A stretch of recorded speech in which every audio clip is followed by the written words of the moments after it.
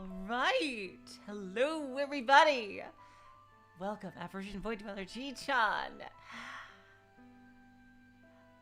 Alright, you guys, I am so excited. Let's get back to the House of Monomorians. A Requiem for Innocence. Now, last time we had one of the major events, Hello Oe, where, Jacopo did a really, really stupid thing in what will become a pattern eventually, but in its next life anyway, in that he hired Yukimasa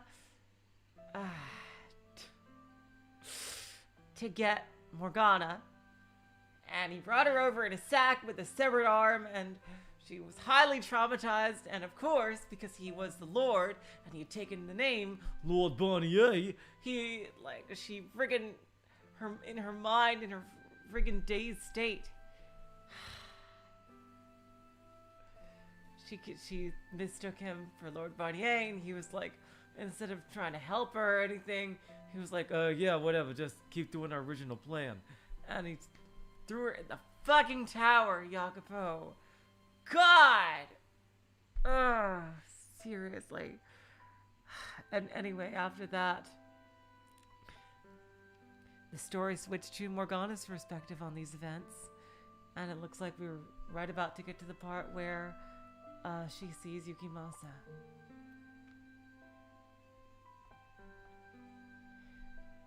Void Dweller, let's see.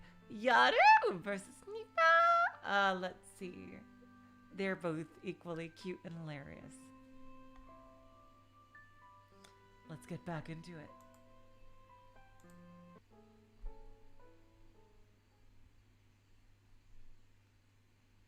Gloomy day after gloomy day passed, and then I received a new visitor. I asked them their business from behind the door, but they hesitated for a few moments before responding. My instincts told me that whoever it wasn't the noble boy. So I waited, perplexed and slightly on edge, for them to say something. And when they finally did, I was left aghast at what I heard. Are you the witch with the miracle blood?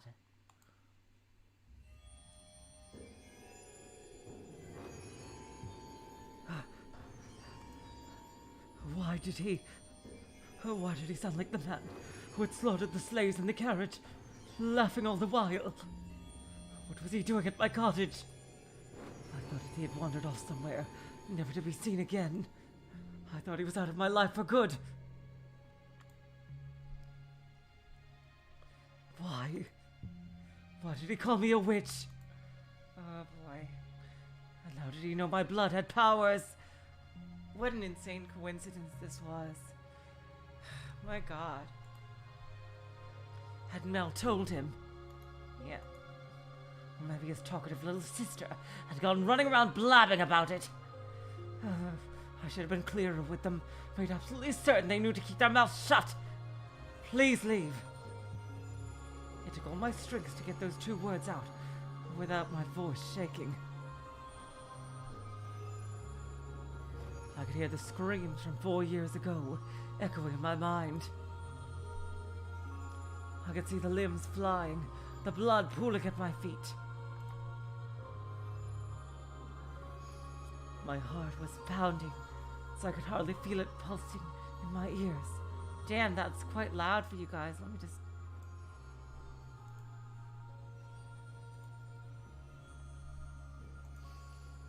Please stay away from my home.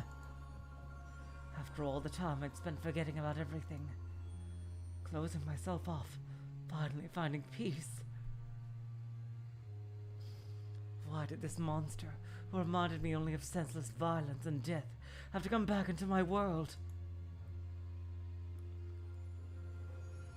I never wanted to go through anything like that again. I am in need of your blood. Could you not spare a little? I have nothing to spare for a man like you. My blood is only for the sick and needy. So please, go away! Stay away from me. I'm begging you! Get away from this place! You're a murderer!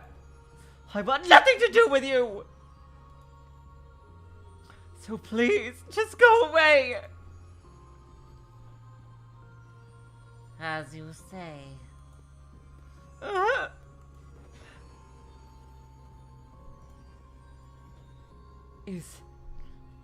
Is he gone? Oh, thank heavens.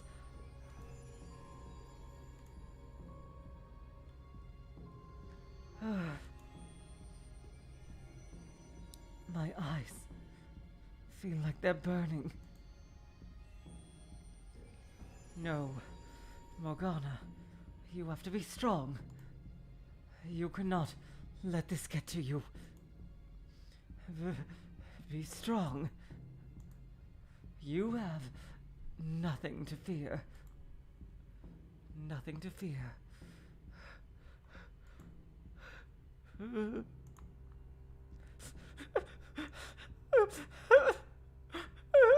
No, stop. Fight it back. I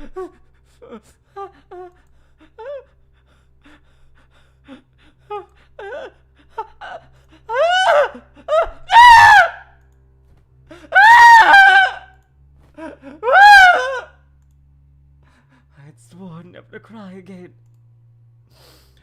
But the moment the fear released its grip on me, everything that had built up came pouring out in hot steam. Tears soaked my face. I wiped and still my hands came back wet. With each passing second, I felt myself reverting into an ordinary, helpless little girl. No. That's what I had always been. My whole life I had just been putting on airs. When in reality, I wasn't even strong enough to withstand a little fright.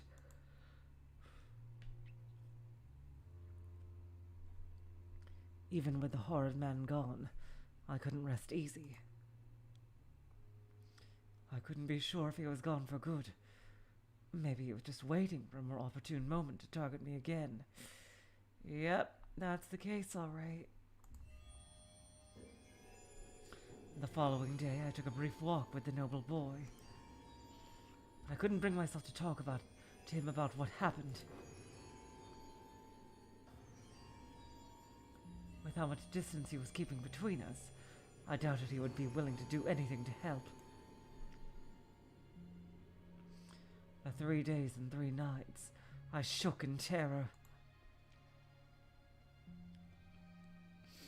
Thinking, considering, speculating, wondering, hardly getting a wink of sleep.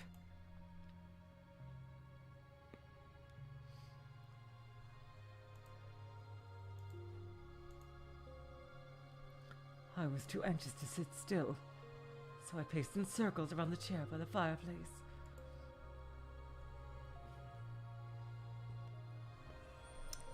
It's too soon to be sure I'm safe. Can't go outside unless I absolutely must. Not even just to get water from the lake.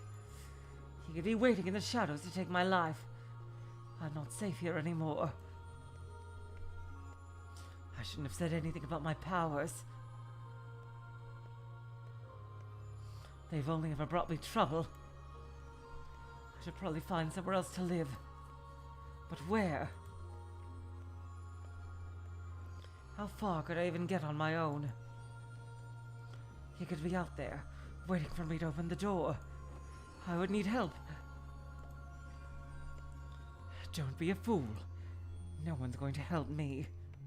The boy barely even wants to talk to me anymore.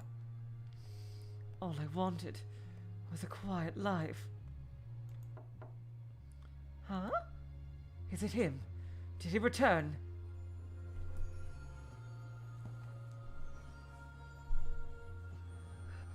Calm yourself. He knocks harder than that. It's not him. Who's there? It's me. His sister needs more of my blood.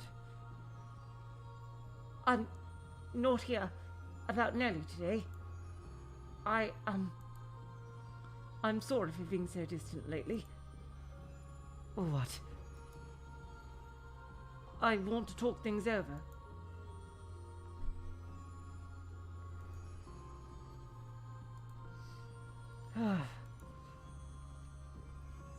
He's finally reconsidered. If he can treat me like a friend again, then maybe I could ask him. Hello, Lambda Delta. Welcome to this stream. Oh, God. Hi. I want to talk to you, too. Oh, no. I opened the door without a second thought. Oh, no. I let my guard drop. Because in my mind, the flaxen-haired boy briefly took the place of the slave man from the brothel. The man who would save me from the terrible lord offered me his hand, guided me into the light. And here he was again, to set me free. To take me away from this place, take me somewhere new. He had pulled me out of the darkest depths of despair, and here he was again, ready to offer me his hand, a glimmer of hope to cast away the shadows. So I reached out to take it. Oh, God! Oh, God! And my arm went tumbling to the ground, and my hope following not far behind.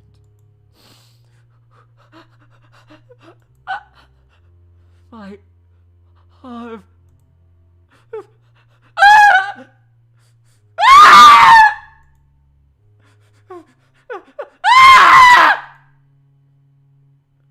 Oh my God! Oh God! No, please come out! Please, please, please, please, please, just come out, please.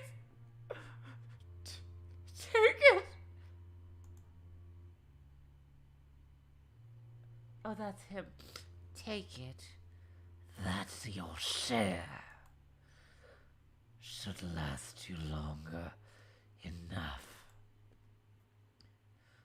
What do you mean, take it? What do you mean with my heart? What are you doing? Why? How could you betray me like that? Open the door. You said you wanted to talk. So what is that doing here? Why would you bring him? How could you do this to me? Are you sure? What do you mean to take the whole lot? They keep coming back. What is this? I thought you were a good person. I thought you're a good person. I trusted you. I believed in you. I opened the door for you. I thought I talked to you. I trusted you.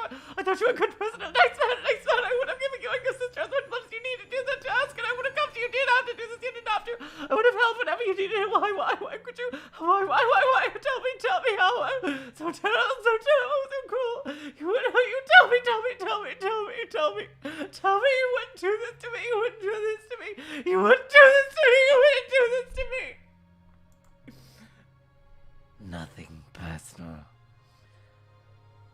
I just need your blood. Without it, she'll lose her church. She needs the money. I needed some way of getting enough money to keep her church running. So the Lord made me an offer. The Lord? Why again? If I brought in the witch with miracle blood, he would finance a whole new church for her. So don't take it personally.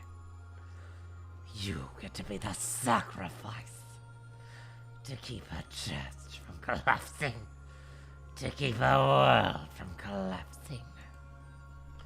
So don't take it personally, witch. Cheers. A saint's blood and good fortune to all. You're a damned witch wearing a saint's skin. Oh my God.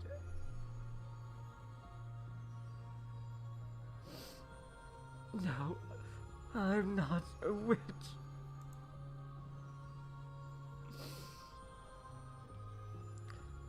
After cutting off my left arm, the strange-looking man stuffed me into a sack and tied me up and threw me over his shoulder and cast me away somewhere. I was walking, muttered me over his shoulder, explaining where we were going. Apparently a new church run by someone called the Saintess, and she was going to provide blood to patrons of the church with some kind of miracle elixir.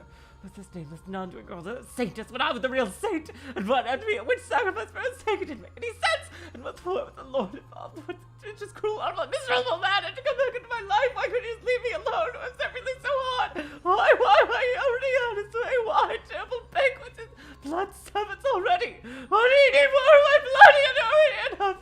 He 100 real powers and we decided to come back for more. That was it. He could have just called me the saint instead of her. I didn't have to make him do a witch. It's because of my face, isn't it? He wanted a pretty face to put on his brand new church and an ugly scarred face like mine. It's all just pretty I can perform miracles. Why am I here with my arm cut off and straight on back? Even slaves are treated better than this. All I want is a quiet life. I have this power. I just want to use it to help. That's all. Oh, Father, your trial is too great. I cannot bear it any. I wasn't born to spend my whole life suffering.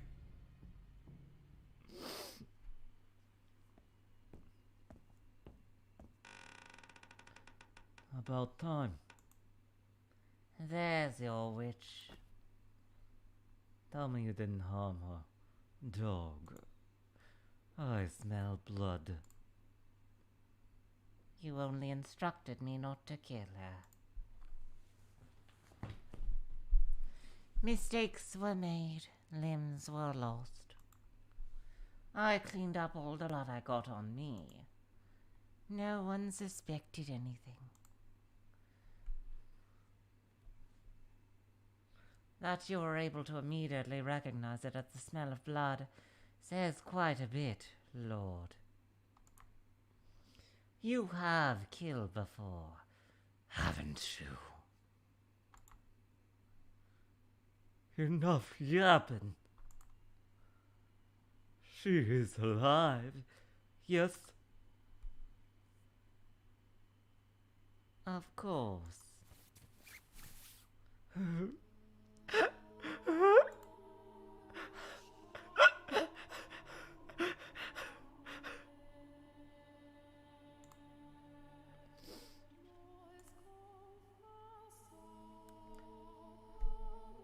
No tears. No, that's a good girl. It simply wouldn't be the same if you cried and blubbered like a lonely slave or a whore. Dignified and saintly. That's what I need you to be.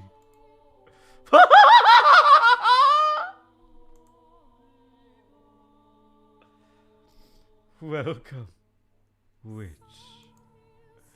You'll be giving your blood to all my people now, not only me. Is that you? Oh, do you remember me? What an honor. A truly splendid honor.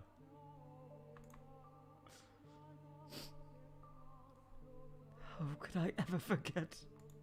How could I ever forget? All the pain and humiliation you put me through! How could I ever forget the blood sabbats you so love to hold?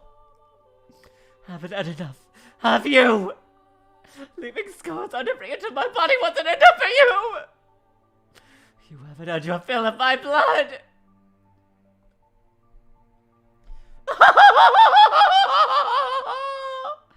I'm thrilled to know the great saint remembers the lavish parties I threw for her. I take it they left quite an impression then.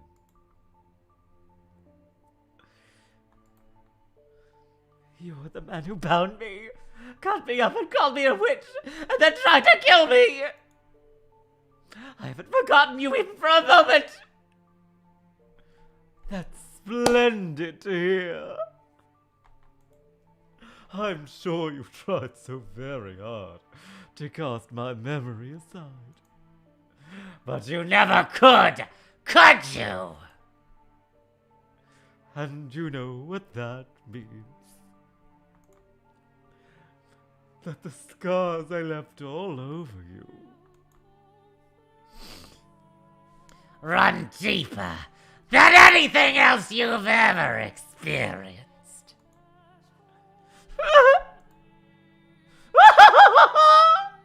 Look at that face. So Twisted and hideous. I bet you loathe me. That you'll never be able to forgive me. I don't care how much my father preaches forgiveness. That's the one thing you'll never get from me. I despise you with all my soul. I revile you with every fiber of my being. For every scar you gave me, I give you a lifetime of hatred. Never, you will never have my forgiveness. This man, the Lord, he destroyed me, mind and body. This man ruined my life.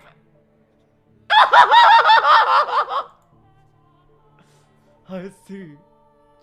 So I'm the one who ruined your life.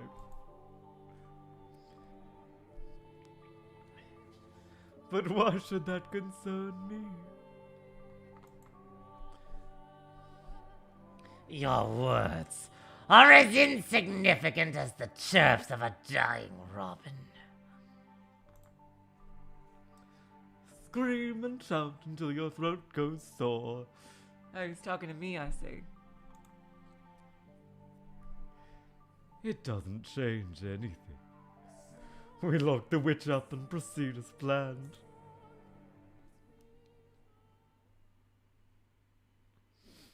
Oh, Father, God of heaven and earth, my life is becoming nothing, shattered and empty.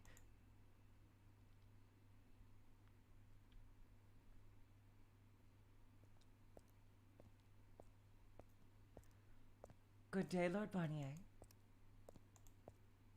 Not hungry. I need some time to rest, so don't bother me. Yes, sir. And make sure everyone knows. They are to stay away from my room.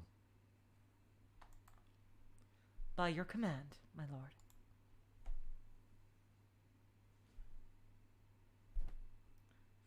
Ah! Why? Why was she the lakeside witch? How could this happen? Ah! There must be something I could do. You could let her go, you fucking idiot! Some way to fix this. No, don't fool yourself, you damn buffoon. There's no fixing that. You could at least... Oh, sunk cost fallacy, son of a bitch. Ah. Her arm's been cut off. Her mind broken. If only that far eastern dog hadn't been such a damn idiot. If only this damn idiot hadn't hired him. You... God.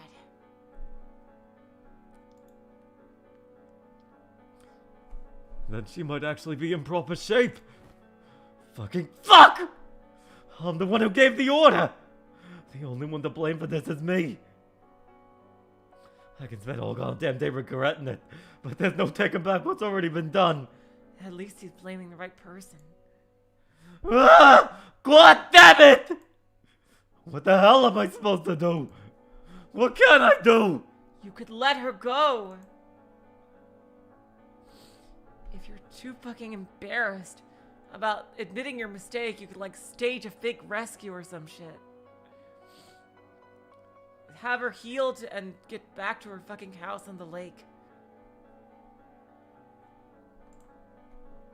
I could set her free. And a doctor, yes, find a good doctor.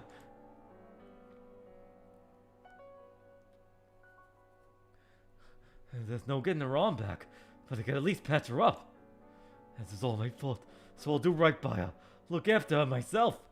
Make sure she's taken care of for the rest of her life. Are you out of your mind, Jacopo? Why would she ever want to stay with you? Damn it. I can't even stay focused. Ugh. You could then have a servant take care of her and get her better fucking accommodations. Oh, God. Here we go, Barnier again. What is there to think about, boy?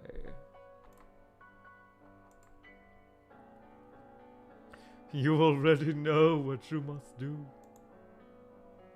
Get out of here, spirit! When will you learn your damn lesson and just stay dead? Damn it! The last thing I need is a pathetic ghost constantly sticking its nose in my business. Strong words from the man who can't even keep his head in the presence of said pathetic ghost. Gah! The answer's plain as day, boy. You proceed exactly as planned. Make witch's blood into a miracle elixir and distribute it at the church. You'll take in tithes, as well as winning the people's favor for supporting their new, beloved church. It's a fine scheme, worthy of the Bardier name. I'm impressed you came up with it, boy. Silence! That was before I knew she was the witch. What does it matter?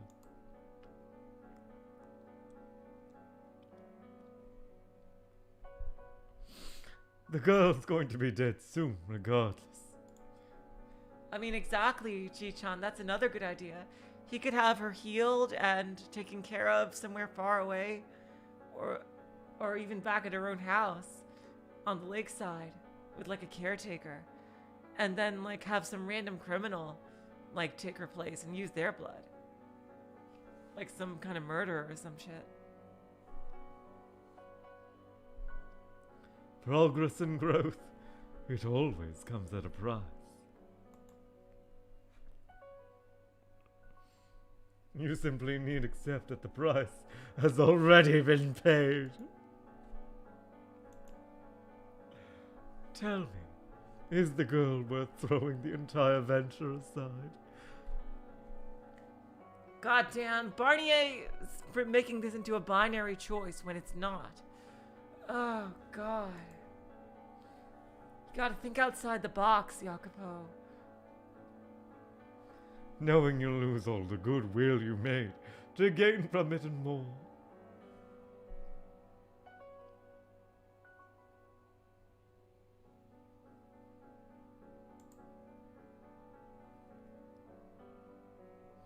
She's Morgana's. She's mine. A child could tell you which has more value. You bear the weight of this entire land, boy.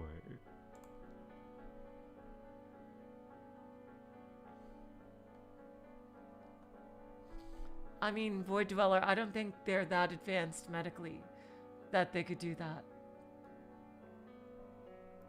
Yeah, Jacopo is clearly not of sound mind right now. Yeah, definitely Lambda.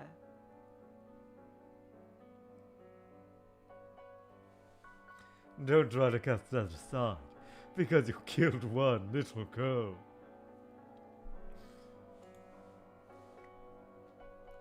She isn't dead. She's still... Surely you can't call that living. She's not.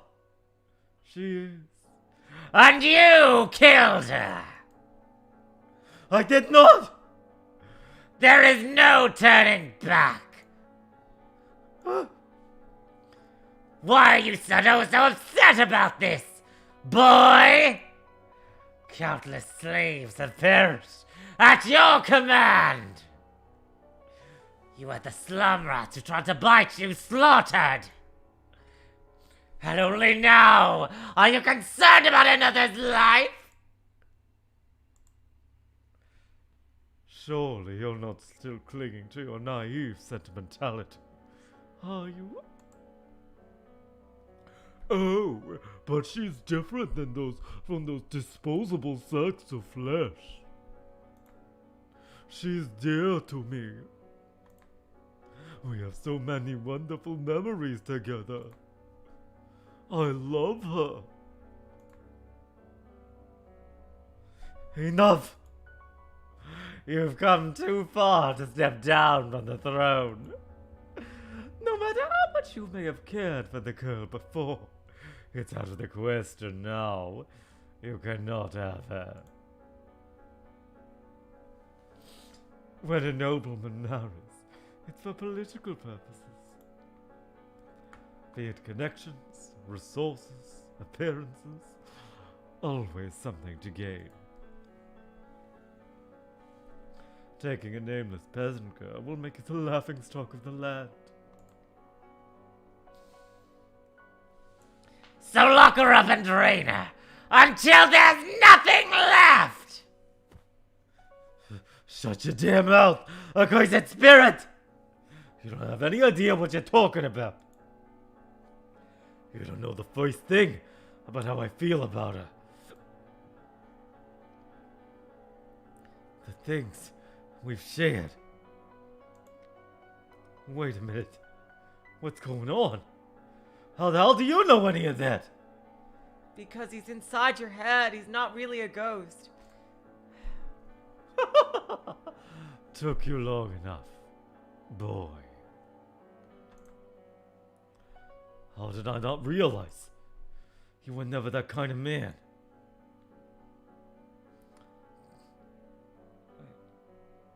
To speak of progress and growth, that I wasn't. What the hell? What are you? I've already told you. I am the curse, known as the Lord of the Land. Or if you need me to put it in simple terms, for your simple mind, I am your sickness.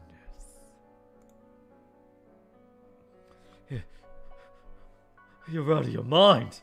I think you got it the other way around, Jacopo. I am not sick. I'm not. Exactly. There we go. He says it right there. I'm not the one who's out of his mind, boy. This is a world of madness and disease, but not of spirits.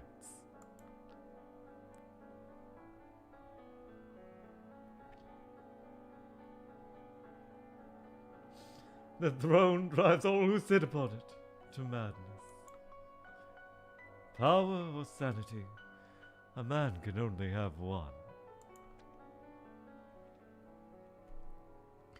And all the faster will his grip on his mind slip when he has no one at his side to shield him from his enemies.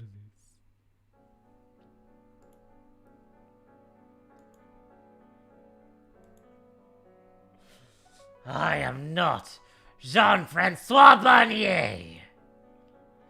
And there is no way for you to banish this spirit.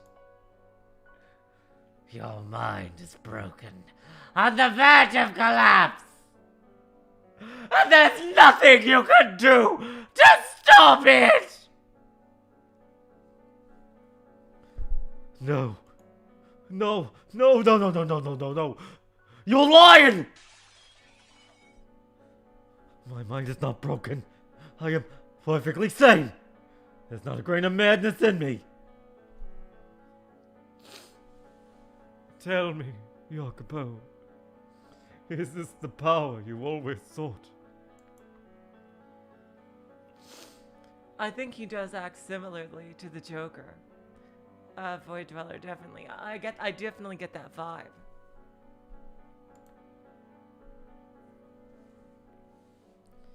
Is this what you're spending your day and night fighting to achieve? What? How are you? I thought you wanted power. in order to protect those you cared most about.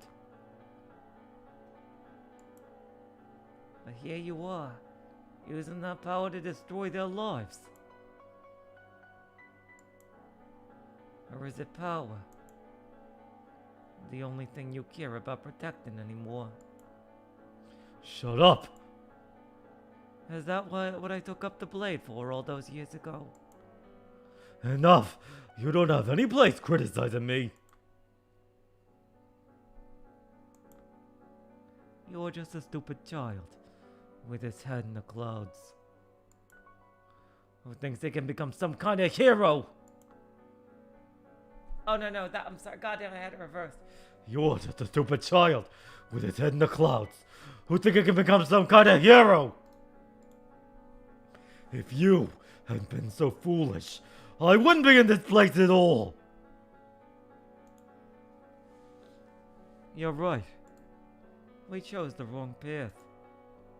And there's no way for us to get back on the right one any longer.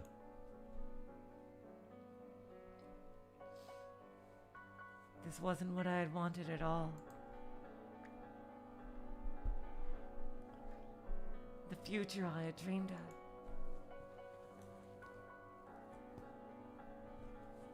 The outcome I had hoped for. But who did I even have to explain that to?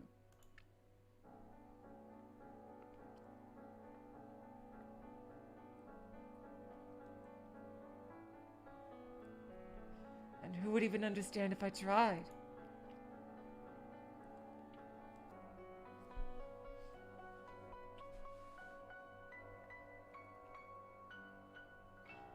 There were walls as high as the eye could see on both sides of this path. Forward was the only way I could go. I'd killed my old friends and comrades, lost everything along the way, but still I had marched on. Because that was all I could do. And now, power was the only thing that remained in my hands. So I would make a despot of myself, bury all my feelings for her, and continue my march straight into hell. I had no other choice. Every day felt like a slog through a swamp with no end in sight. Wow, this seems like we're kind of approaching an ending soon. Though I did everything to keep up appearances when I wasn't alone. I masked any trace of my discord beneath a veil of bottomless confidence. Is that what happens when you go into incognito mode on Discord? Sorry. It had reached a point where nearly everything I said or did in public was an act.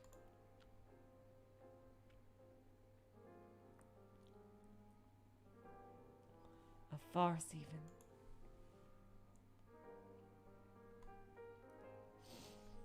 Among the mistakes the Far Eastern dog had made was involving a third party. Hello, Tron Buster. Welcome to the stream. He was a young man, and there was a considerable possibility he was nobility. That's true. Which meant I couldn't simply dispose of the boy until I had more information. Between that and his decision to cut off Morgana's arm, I was looking like quite a fool for thinking I could tame a beast. Yes, you are.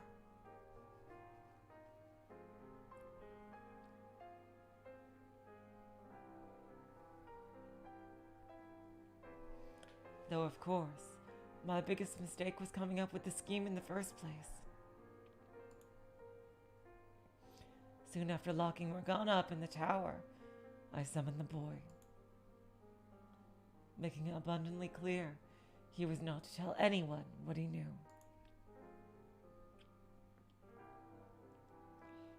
Then sealing the deal by turning him into a co-conspirator.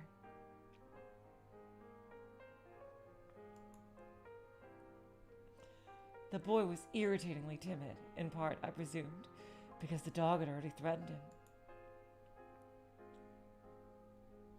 All it took to keep him in line and nice and obedient was a stern glare and a few choice words. I hired the dog to be my bodyguard and assigned the boy to an administrative supervising post on the new church grounds. Having been originally built as a second manor for the previous lord, the church was still more mansion than church.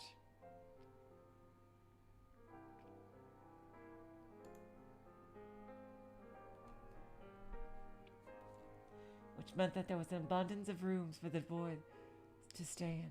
Oh, there's a typo actually. Should be for the boy to stay in.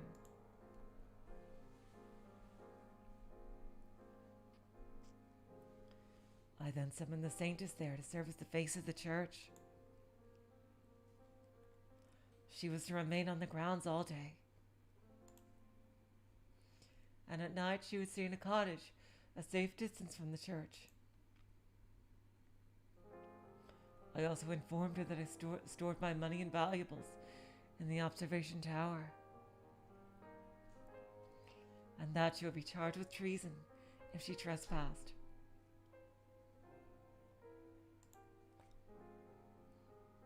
Now, Beatrice is definitely more of a Catwoman type, I would say, Void Dweller, given her relationship to Batman.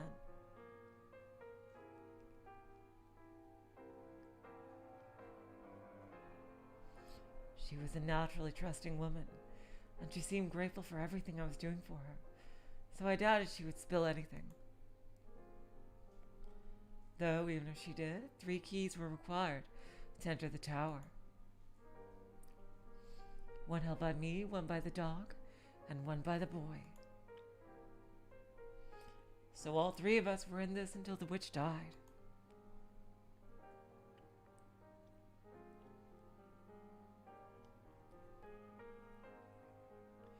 I had one of my aides dig around for information on the noble boy. I have, Chi-chan. You know what the sad part is?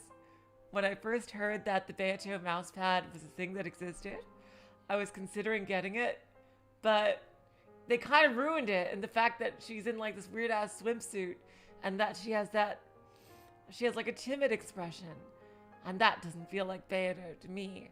I would want her to wear her iconic dress and have her like her badass expression, you know, that smile that could knock me over from 5 miles away.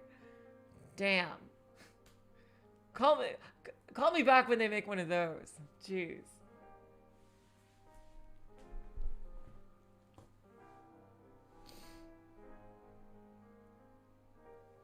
Mell was his name, and he claimed he had been banished from his home, but I couldn't take him at his word.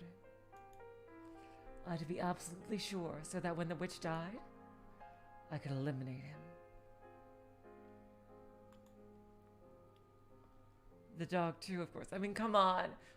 Battler agrees with me, I'm pretty sure. Chi-chan, at least on that aspect. Like, episode 6, I'm pretty sure, confirmed that Battler would agree with me, at least on that part.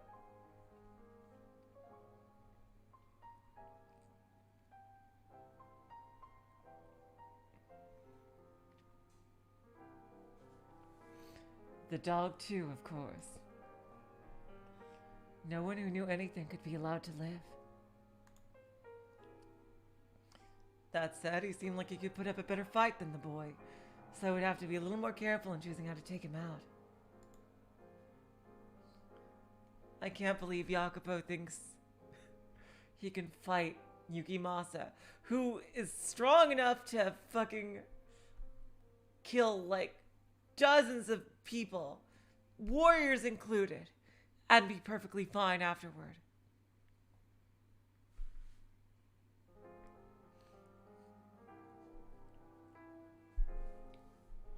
I wasn't too worried, though. I was the Lord, after all.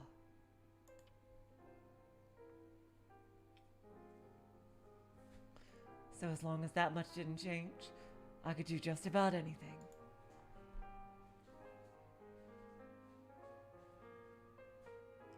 Once we started distributing the miracle elixir, the church's following grew far quicker than I'd expected.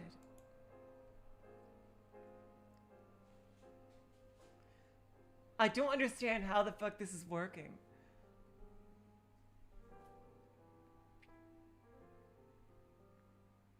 Like, is her blood actually curing people? Or at least providing... It must be some kind of placebo. Numerous reports of people being cured of diseases spread through the city, and before long, even the healthy came seeking its powers.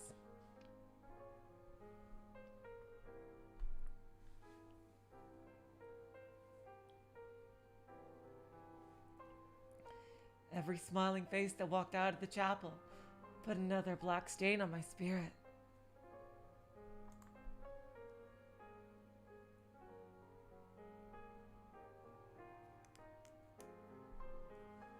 Her blood really was miraculous.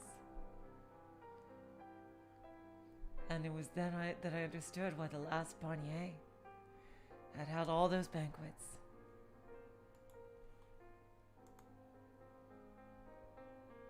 He wasn't just torturing a little girl. He was feasting on miracles. But even the original Barnier knew that it was a sham. And now that word was spreading, and I knew that rumors were true. The rumors were true.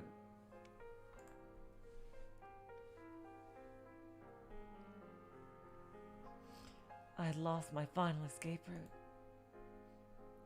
The plan failing entirely because her blood was just ordinary blood. God damn it. You know what? He should test it.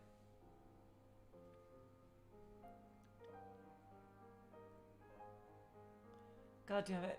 Seriously, I can't believe that. Ah, jeez.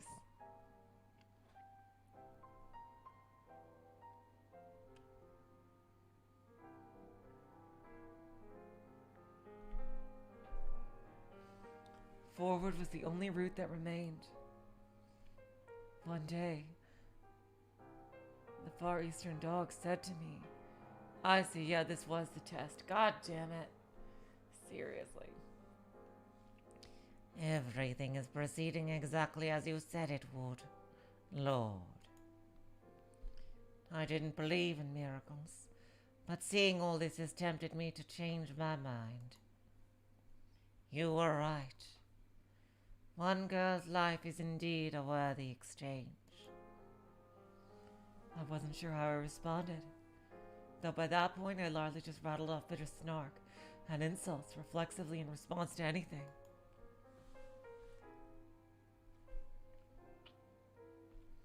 So presumably, I called the dog a dog, perhaps giving a laugh.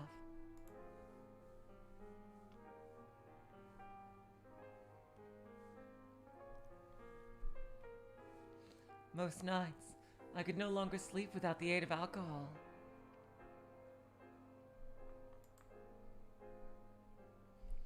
I was pretty sure none of it was poisoned, but I spent a lot of time throwing it back up regardless.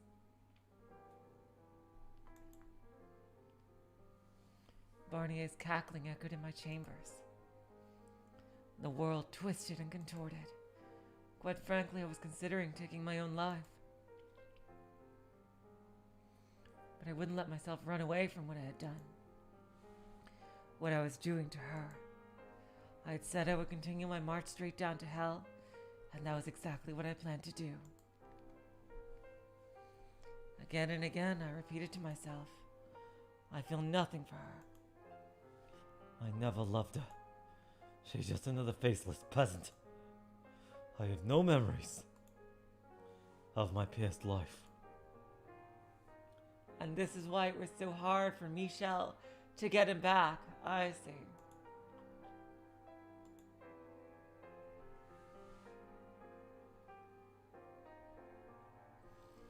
The days turned to months, and soon spring was upon us.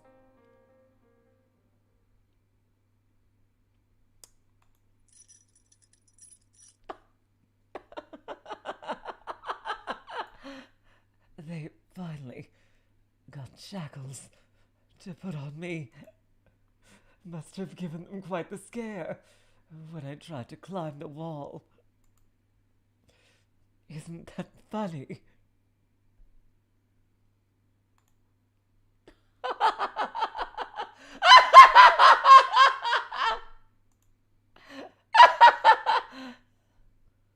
Look, I made a flower crown.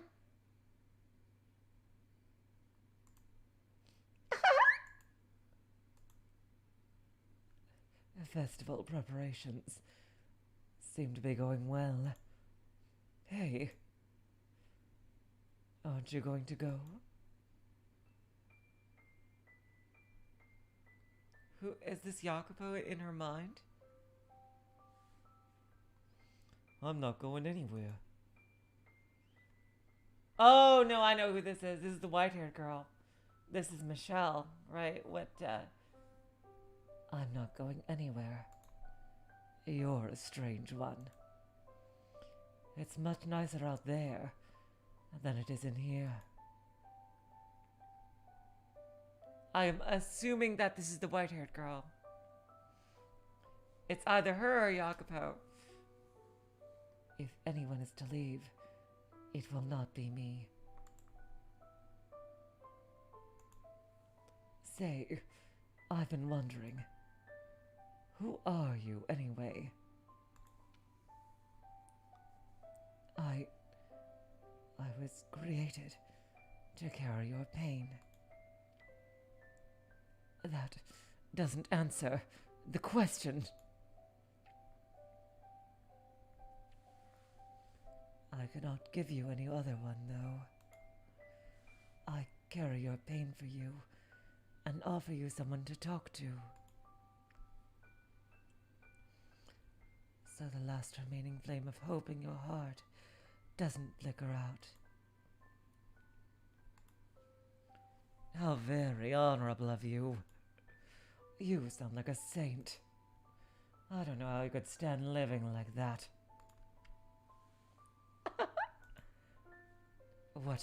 What's so funny? Nothing. Just, you don't remember anything, do you?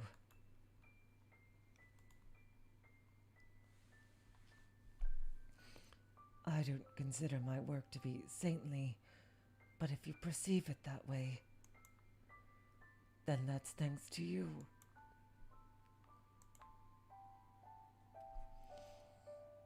Because that's who you were, Morgana. You're not making any sense. That's fine, my dear. Knowing what I carry in my spirit would only cause you pain. So I just beg you to live on, to not give up hope. Where am I supposed to find my hope? Chained up in a tower? You've been with me long enough. You see me here. My body is on the verge of death. And a black cloud fills my spirit.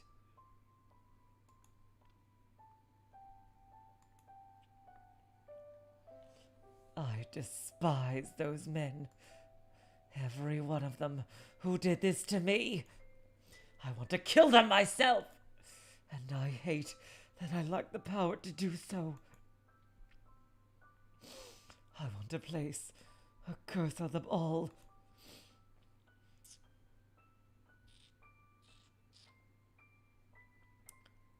Don't talk like that, Morgana. Damn, I feel we are very close to an ending. Please, keep your spirit pure. Don't talk about cursing people. I mean, in the end, wasn't her curse what enabled Giselle and Michel to finally be together in the end?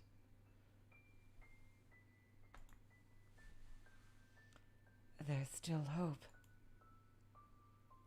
Someone will come to save you.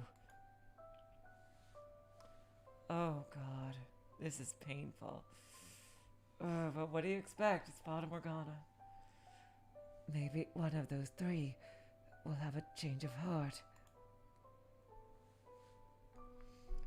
Or maybe someone else will come through the door.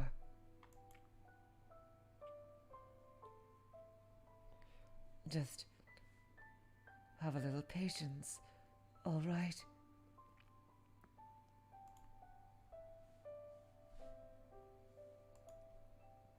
There's no point.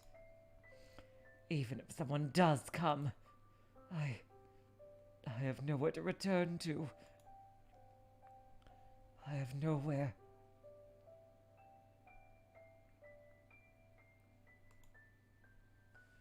That's not true. Remember, all those years ago, when the Lord had you changed up. I wonder how she would react if she found out that it was Jacopo doing this to her. I think that would have fucked her up even more, honestly.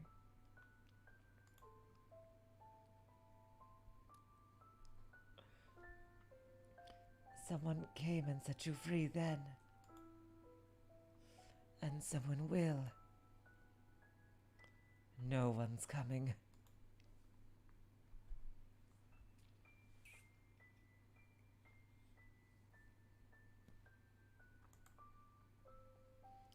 That was a miracle. A one-time miracle. There are no miracles. The flaxen-haired boy. He lied to me. This world is nothing but betrayal. No one is going to set me free anymore.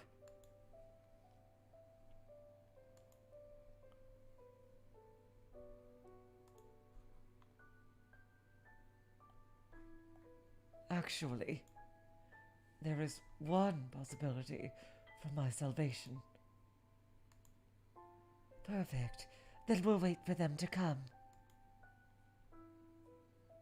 Yes, let's wait for an angel to come. Oh my God.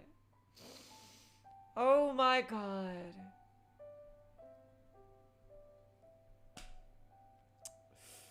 Oh God. Oh God. Jeez. Oh God. Oh God.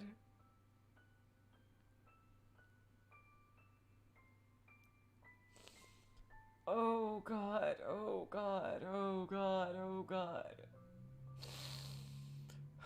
Jeez.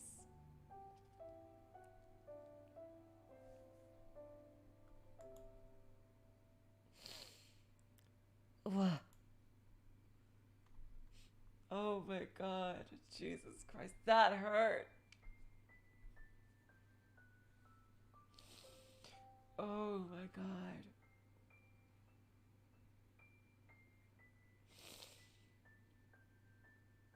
An angel to come and set me free. Morgana, deliver divine punishment unto the sinners who would defile me!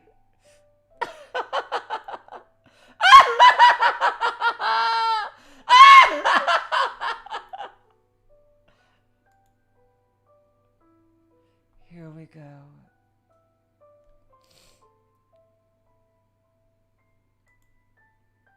Maria, we haven't seen you in ages, girl.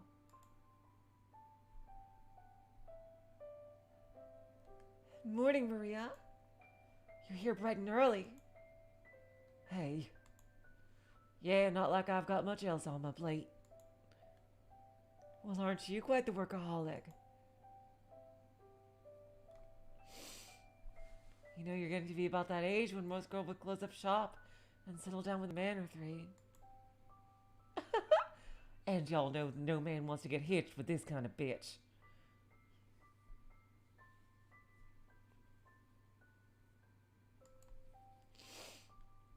fair enough. Most girls in this biz are rough around the edges, but you're rough all the way through. She's a badass. I bet she probably just would have run that brothel to the end of her days. You know, being like a mom to everybody who came there.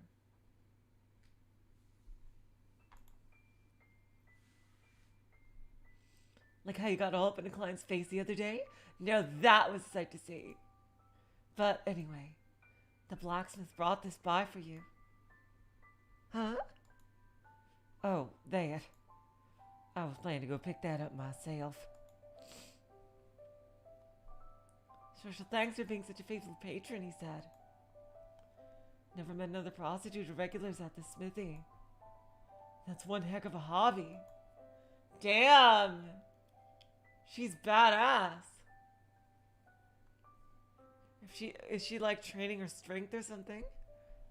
At the smithy? Maybe so. It's the only hobby I have. Not gonna lie, that's a little scary. What kind of girl collects knives? Yep. Yep, this is for Jacopo. Yep. This is her preparation for that. I wonder if we're gonna see that.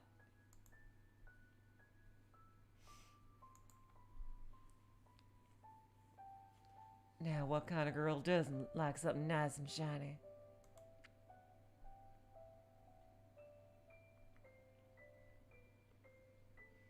There's nothing more to it, alright? It's just a collection, not for you to, like, use or anything. Like I said, they're shiny. And when have I ever drawn a knife on any of y'all? Never. Right? Oh no, not use them on us. The thought never crossed my mind. I know how much you care about us, girls. I just mean, you're not planning to do anything, like, dangerous? Oh no, sweet cheeks, hell no. You're way overthinking it. If you say so.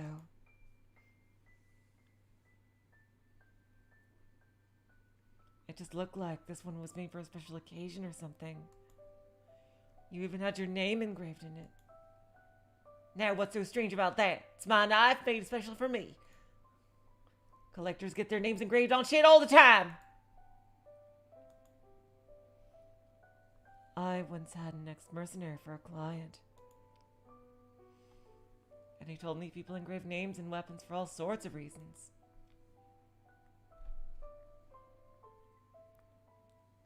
Oh my god, G-Chan, I gotta read that out loud. Oh, this one? I call it the Lord Killer 9000. Oh my god. Jeez. No special reason for that, though. I just liked how it sounded. The name of someone you love to help strengthen your resolve. Your own name is a symbol of your honor.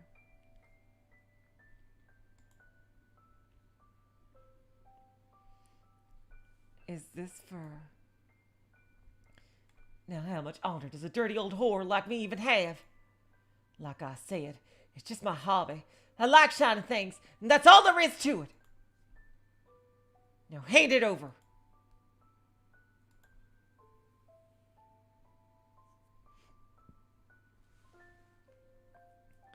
Promise me you won't do anything dangerous with it. Pinky swear.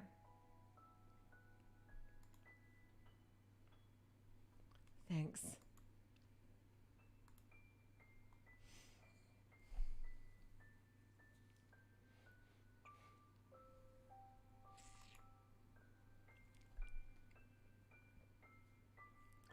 Sorry, friend. It had been 4 years since the raid on the brothel, and we were still just barely getting back on our feet. It would never be the same as before, though.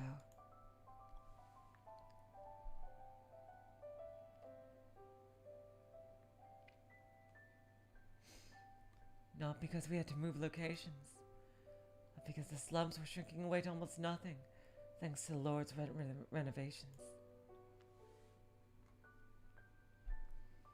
Not to mention all the new foreign women who sold their services up in the city's bustling marketplace.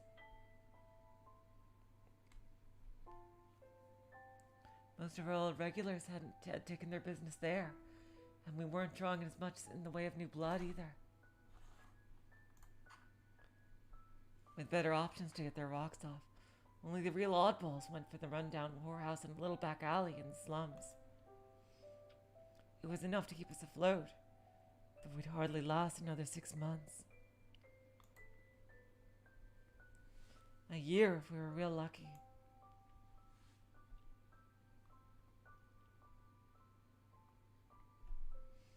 And while we were down here fighting to make it by day to day, our ever-gracious Lord was planning a festival to celebrate the spring harvest.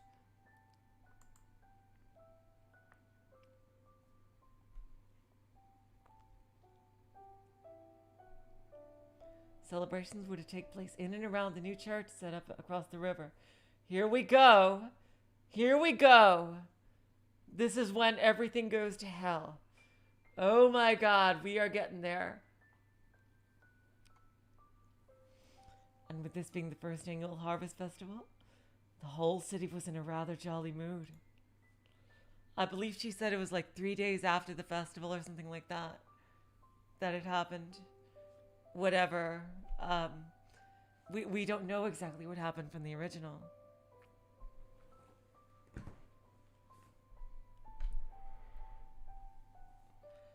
Everyone except us slum rats, of course.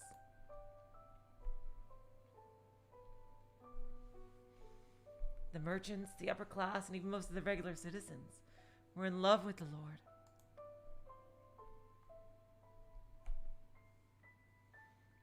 Hello, XT, and welcome to the stream. Public opinion took a huge turn after the new church opened its doors. You didn't see the original, XT? Oh. Then I'll keep my mouth shut. I presumed it was all part of his grand plan. Me, on the other hand, I was far from pleased. He had abandoned us in the slums. Left all his old friends out to dry because he wanted a little extra gold. And like hell was I going to stand for that?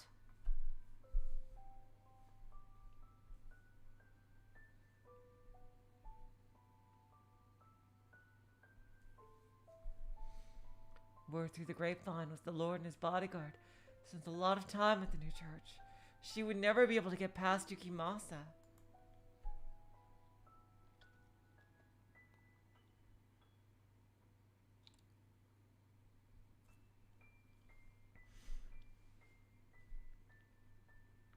That's true, Extian. I don't remember, though. Like, it was my memory that everybody died. That's what it said, basically. A nun everyone called the Saintess worked there, handing out some kind of miracle elixir. I assumed it was her that he had business with. But his business didn't matter so much as the fact he was there. There was no way I was getting through the fortifications around his manor on the hill. But the church wouldn't be nearly as well protected.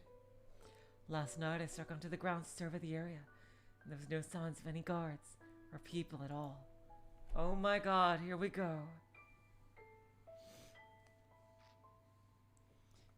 In the original story, this was where she bumped into Michelle, wasn't it?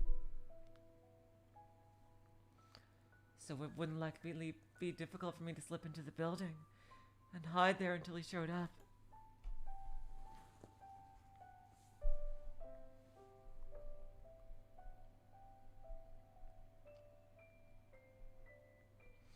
Tonight I brought everything. I was going all in. These past 4 years, my feelings for him have been, well, mixed, to put it lightly. I knew damn well he wasn't the same man I grew up with. but a part of me deep down wanted to believe that man was still there. Then that maybe he had some reason, and I just wasn't seeing it. That I was misinterpreting him somehow. But if I was right, and the old Jacopo was gone, I would settle it once and for all tonight.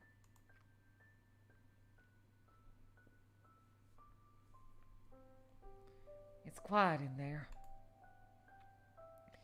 Doors locked tight. Figures. Now with that out of the way, how do I want to get in? Could break a window.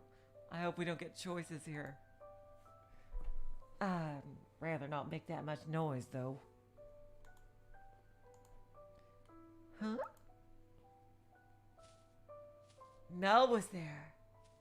Oh no, he's going to do the 3-key thing, I see. Now who do we have here? He's heading for the mansion. Maybe he's got a key. I was gonna bail if I ran across anyone. But that might not be necessary.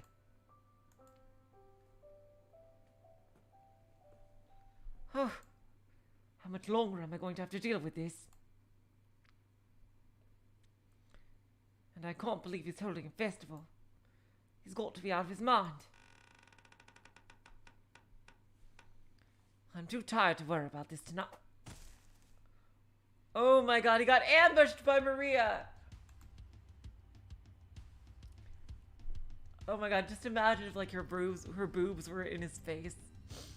Anime style, like as she was like holding him up with the knife. Don't move, darling. What? Oh, and no squealing either. One peep in this little baby will carve y'all a brand new mouth. Whoa. Are you a thief? Oh, I don't want your shit, sweetheart. I just want y'all to answer a couple of questions. If y'all can do that for little old me, you get to keep your throat in one piece. What do you want from me? What are you doing here? Well, the Lord comes by here pretty often, right? I want to have a little chat with him.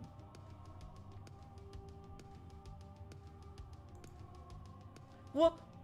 Are you out of your mind? I can't let you see the Lord. Oh, all right, honey. Nighty night then. Wait! I am not fucking around, honey.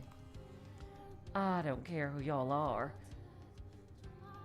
If you're gonna cover for him, then say your prayers and curse your bad luck.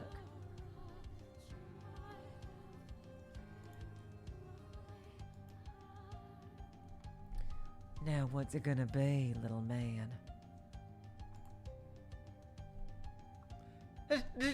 Don't hurt me, please! Where's the Lord? He's not here! Well, it was nice knowing you. Y'all don't come back now, you hear? Slow down! He's not here now! But he'll be here at dawn. Now, is that so? I'm not comfortable saying any more out here.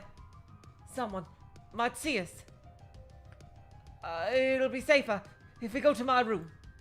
We can talk more there.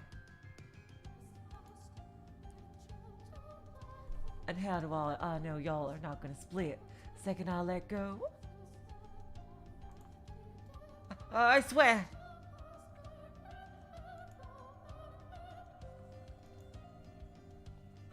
I don't know you either, but you're not here just to talk to the Lord, are you?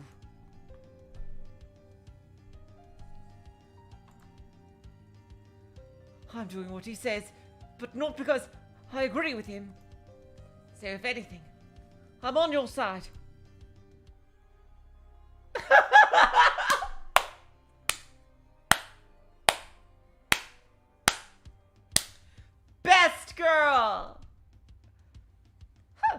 Y'all are better at sucking dick than most of the prostitutes I know.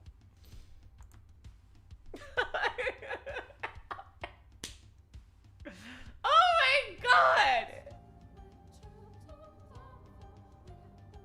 I mean it. At the very least, we can't have a productive conversation if we're all both on edge like this. Huh. Y'all got a decent head on your shoulder for someone who was within seconds of losing it. Alright, y'all convinced me. Lead the way, little man. But if y'all so much as breathe suspiciously, your head'll roll. I get it! On your feet! Damn, seriously, like, wow. Glad I ran into someone without a spine. I'd definitely have trouble sleeping after this if I had to kill a complete stranger.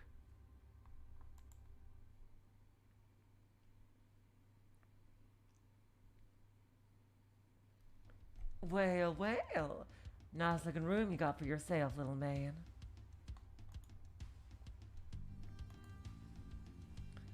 So, the Lord's gonna be here bright and early, you said. But why? Well,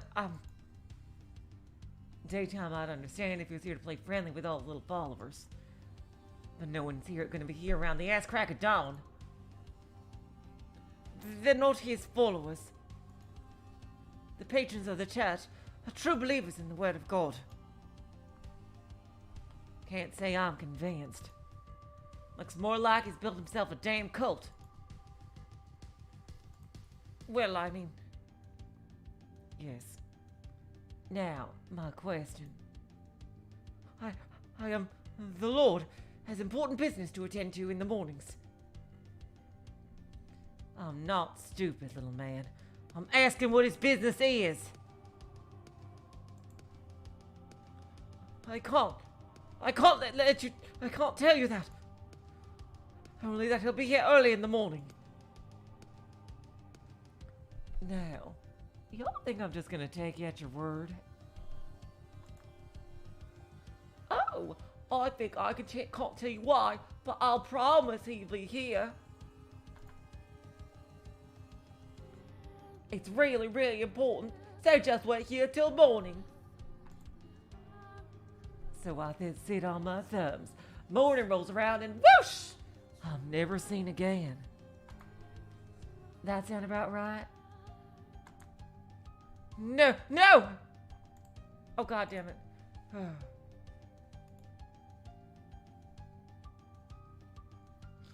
Then answer my question, sweetheart. What's he gonna be doing here so early?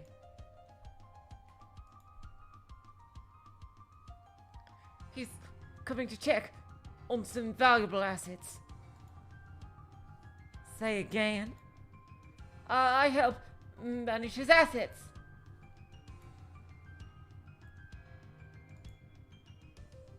But not because I want to. He's threatening me. And what are these assets? It's spit it out.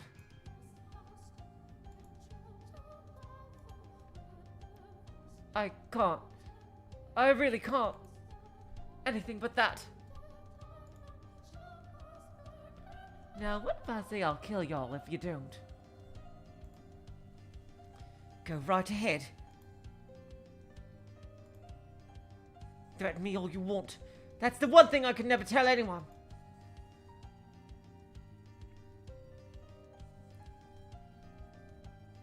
Cause they'll make y'all disappear if you spill. It's not my safety I care about. It's my sister. They'll kill my sister if I tell anyone.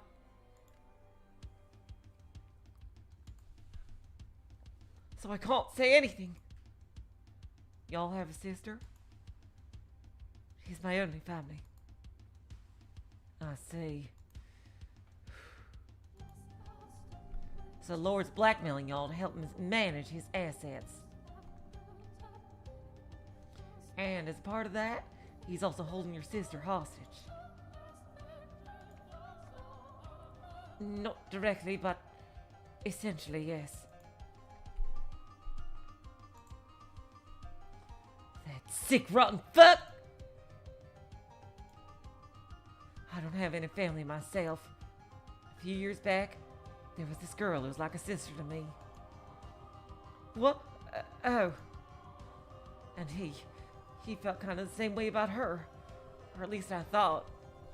Is that how you took that, Maria? I would really love to believe that that's how you saw it. You know what? Maybe we judged Maria a bit wrongly. Maybe that's what she thought Jacopo meant.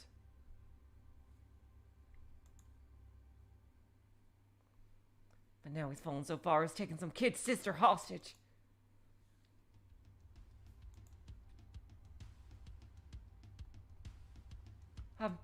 Maybe I'm reading into things, but do you actually know the Lord?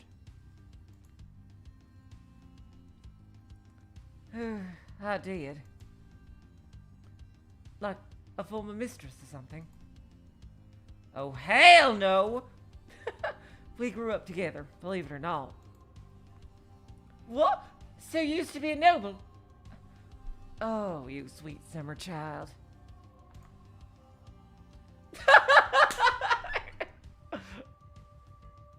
No, you dingus! Oh my god! Seriously. God.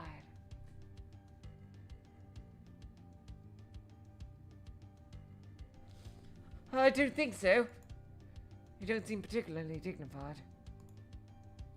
Yep, just a dirty old whore here. Sorry to disappoint. Whoa, whoa, whoa! Oh, I never said that.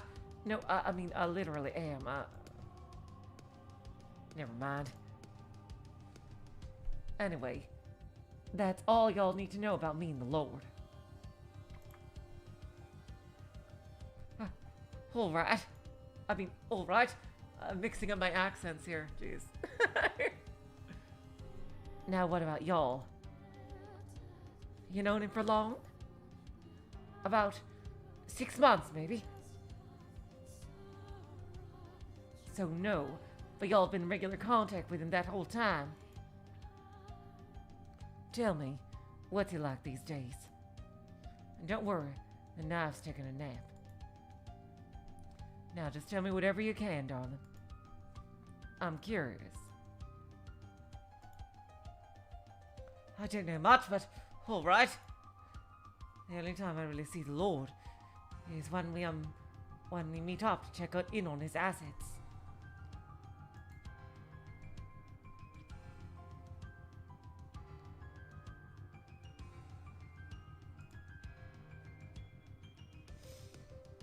We don't chat or anything like that. He always seems to be in a foul mood, and he gives me dirty looks whenever he sees me. Even though y'all are working together. Like I said, I'm not doing this because I want to. I just wound up in this position. Go on. I can tell you this though, he's a monster. He's a cruel, evil, heartless man. No one with a conscience could do the things he...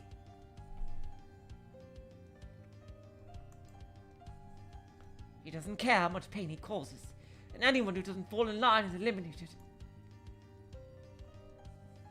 His reputation's improving because he's got the saintess vouching for him. But it's all a load of crap. He's a villain and a tyrant.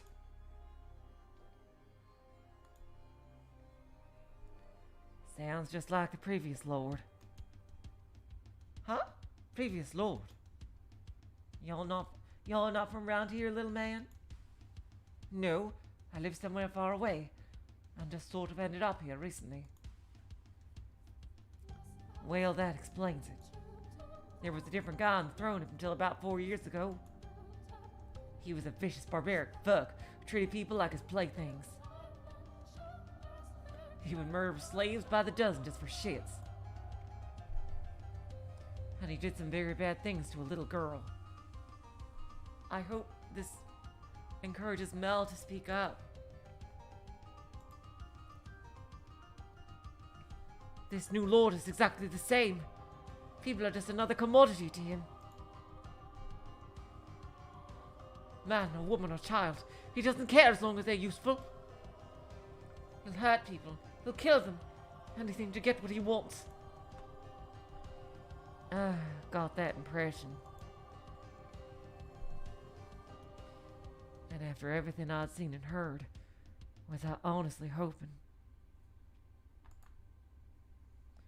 he'd tell me he wasn't as bad as the previous lord.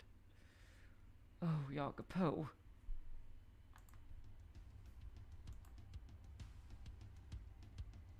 I've heard enough. He's gone over the edge, and there's no bringing him back. I was originally planning to talk to him, but that was never going to work. He's a lost cause. So what are you going to do? I'm going to make sure he can't shame himself any more than he has by putting an end to his miserable life.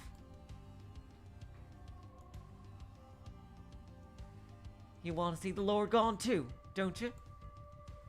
Get out of the shitty hole he's throwing you in? Cause if you do, then stick your neck out and give me a hand. Hell, you know what'll happen if you keep on like this. Once your job's done, once he's done with you, you're gone.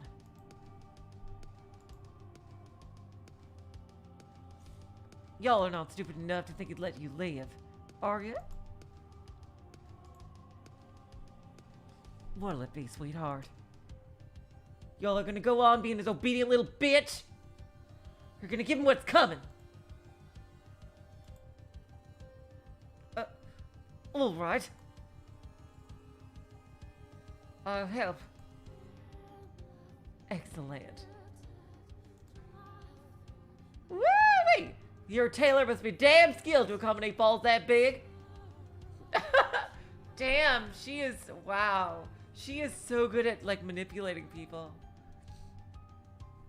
Like, she's, like, insulting him at first, and now she's complimenting him and everything. Yes, how? Of course.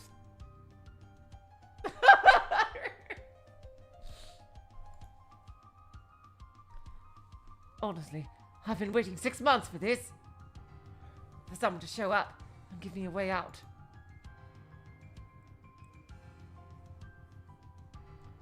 While waiting for the sun to rise, me and the little man hashed out our plan of attack. The Lord kept a skilled bodyguard around at all times. Almost all times. So we want to avoid causing any trouble when they were together. He was only alone for a small window of time. When he arrived at the church each morning, he would first head for his private study unguarded.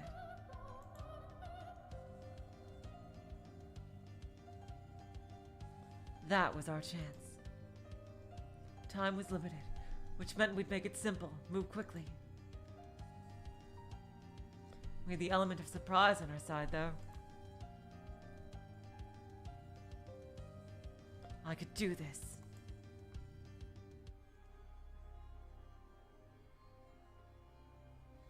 No, there was no room for even the slightest uncertainty. I would do this. I didn't care about saving the people from an oppressive despot, or anything grand and honorable like that. All I wanted was to stop an old friend, I'll say she does, Void Dweller, from falling any further. That was my entire reason for assassinating the Lord of the Land.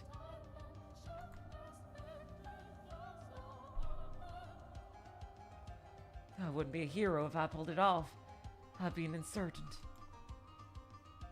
But to hell with my reputation. I'd be hunted down and killed for my crimes not long after anyway. Jacopo, as your old friend, I'll join you on your trip to hell.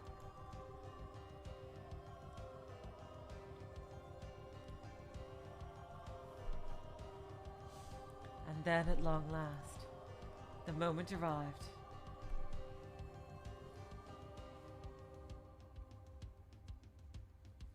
Exactly as Mell had said, the Lord showed up in the mansion early the next morning, with bodyguard in tow.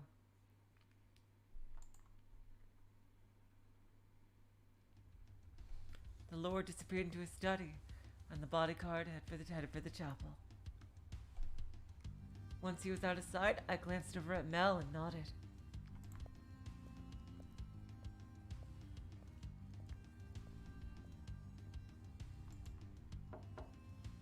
Who is it? It's me. There's something I need to talk to you about. We'll be seeing each other shortly anyway. Whatever it is, you can tell me then. It can't wait. It's important. I don't want anyone to overhear. Is it about the assets? Yes. Fine, come in. Here goes. Oh my god, what's gonna happen? I took a deep breath, held it in. It'll be all done in a matter of seconds. All our memories together, the time we shared, sent straight down to the grave. Ah! What? So long, Jacopo! I'll see you down in hell! However, not a thing went according to plan. My resolve rendered null in an instant. My confidence shattered like glass. My vengeance brushed aside like nothing. Oh, God. Just like before, my outstretched knife hit empty air. And without even enough time to blink, my whole world shifted. I wasn't looking at my loathsome target's face, but the flat, unadorned ceiling above me. My body spun. And then something slammed against my back.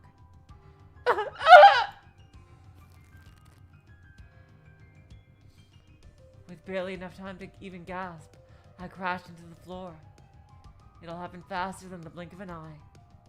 He had me on the ground, knee pressed into my back. My arm twisted up into the air. What? I had him. I had the element of surprise. How could he? It's like he knew exactly what was coming. Did Mell snitch?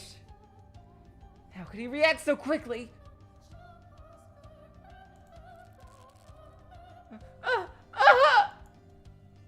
You look perplexed. Well, unfortunately for you, I've seen my share of assassination attempts. But you I wasn't expecting.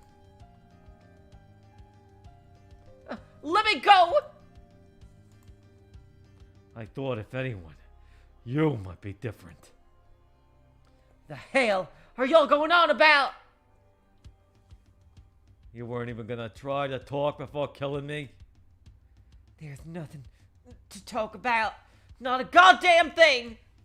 I've heard what y'all done, what you're doing. Huh. Well, credit where credit is due. At least he didn't try to poison me. Either way, there's plenty you could have done better. Second-rate attempt at best. Damn, he's acting like a full-on evil overlord right now. My god. You rushed, knowing you didn't have much time. But you still could have used the fact that we've known each other most of our lives to get a little closer before pulling the knife. That would have increased your chances a little. Alternatively, you could have tried to distract me with your body. But I doubt you could swallow your pride long enough to do that. Shut your fucking... Get off me!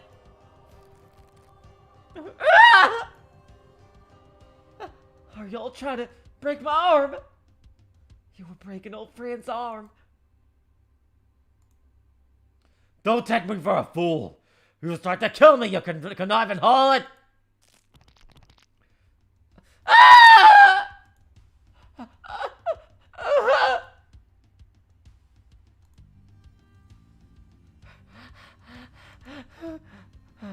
Fuck. Fucking fuck!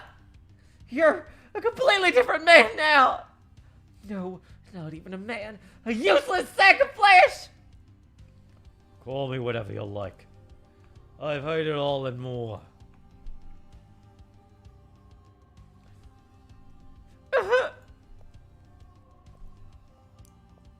Lord, the boy was sneaking about, so I apprehended him. Huh. Running away at the first sign of your grand plan going south. You still haven't grown a spine yet, have you, boy? You might have had a better chance if you both came at me together. Shall I kill him? Quit your drooling, dog. I want you to watch him. Make sure he doesn't try to run again. And what about the woman? She tried to attack you. Shall I kill her? Right ahead. Go right the fuck ahead! Kill me like you killed everyone else! Cut off my head! Put it on a pike in the town square! Everyone. You know, you're right. Nearly everyone I can think of died by my hands. Gratian, the rest of the gang, and Jaren too. Excuse me? I thought Jaren died in the raid on the brothel. But you're saying y'all killed her? That's right. My God, there's no reason to do this. You piece of shit.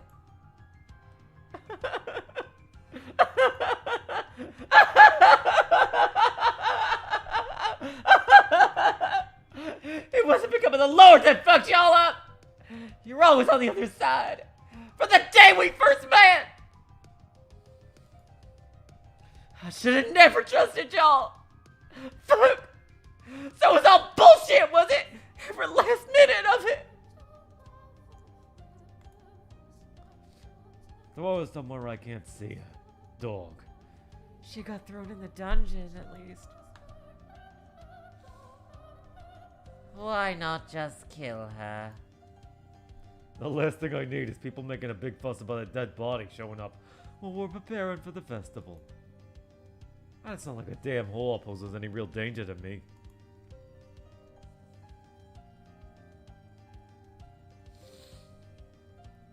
Especially not with her arm bending backwards.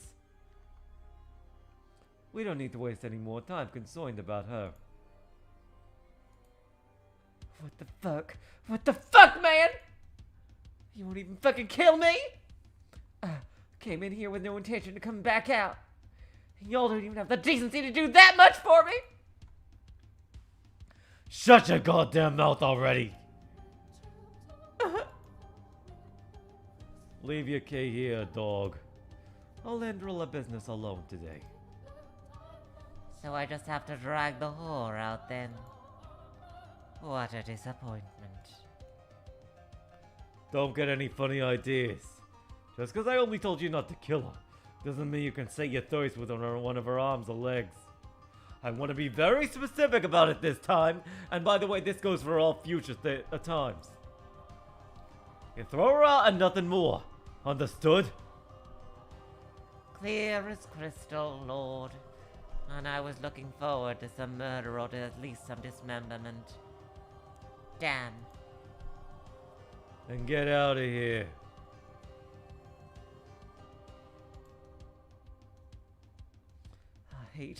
I hate myself for ever thinking that you were a good guy. Enjoy an eternity in hell, asshole!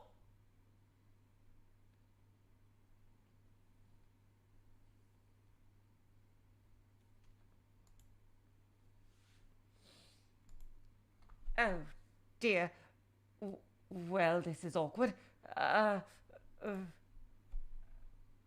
No. How do you plan to make up for this mess you so kindly made for me? You know damn well how busy I am right now. I had no choice. She threatened me. Of course he would say that. Yes, you had no choice but to hole up with her until morning, and you had no choice but to lie about having business with me. Uh, uh, uh, oh, dash it all. Oh, bollocks. This is the stickiest of all wickets. Don't give me that look. Like I told the dog, I have no interest in creating any bodies during festival prep. We'll do it after. So I'll let you off the hook for this one. Everybody gets one. What? And you'll swear never get to do anything like this again. Yes, sir. Oh my god, the wicket got unstickied. I swear on my life. Excellent. Next.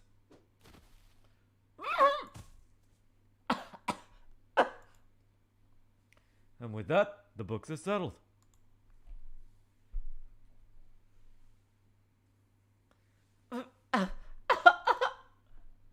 The only reason I didn't hit you in the face is because your damn sister would throw a fit. So be sure to thank her when you see her. And remember, never again. Hand over your key. I'll do it myself today. Now get out of my sight.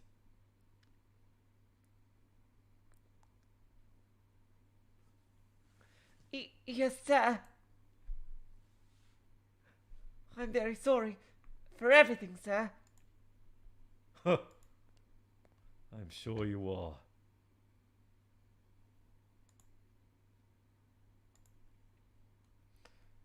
Was it all bullshit, Maria? I'm beginning to wonder myself. Not even a word before coming at me with a knife. Not even a sliver of faith in me. I totally get it, Jacopo. Like, seriously, like, he's just disappointed in her. Like, damn. It's incredible that even though he's done such horrible things, you can see his side of everything, too.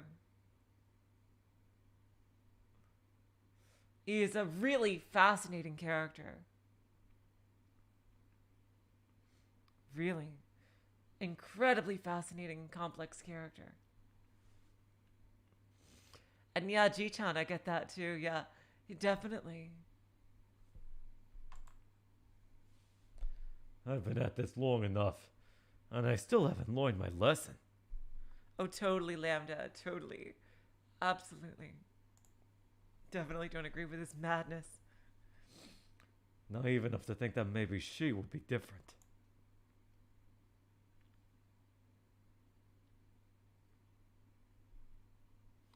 That she would understand.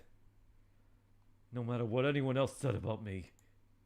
Believe me when I said I really was trying to help. I gave everything else up in the hopes of improving their lives. God, I'm such a fool. How many times do I need to be reminded that no one's on my side anymore? She was right about me. I am just a useless sack of human flesh. I should head up to the tower. Huh? What's that? A necklace? Maria must have dropped it in the struggle.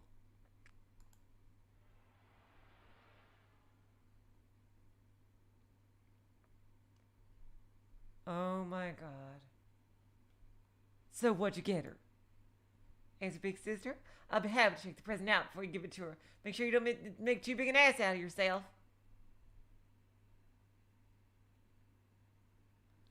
Today's the day, right? You give her the present? Oh, today's the day, right? Give her the present, then when you finally tell her how you feel.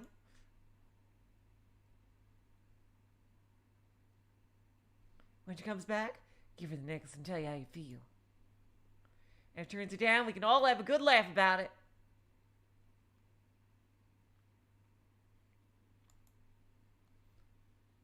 I was positive it had been taken or broken in the raid, but you've been holding on to it.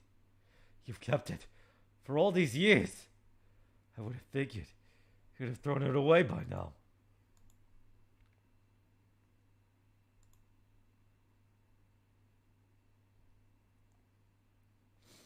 Oh, wow. I remember this CG. Damn. What are you gonna do, Jacopo? What are you gonna do? Necklace in hand, I made my way toward the observation tower. A thought bubbling up from the depths of my mind.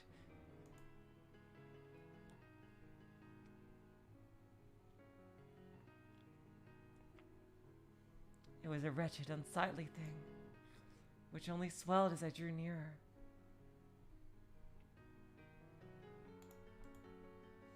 Never would have conceived of such a monstrous notion of exploiting my old identity had this trinket not fallen back into my hands.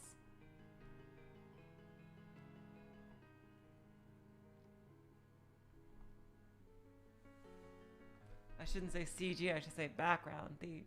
The church stained glass background. And this door. Damn, they're really breaking out the original Fata Morgana backgrounds here. I knew Morgana wasn't of sound mind. That the world she saw was a twisted falsehood. Oh my god, Jacopo, what are you gonna do? Seriously, Jacopo, my god. Oh my god. And though I couldn't see what delusions her mind was producing, seriously, Ji-chan, seriously.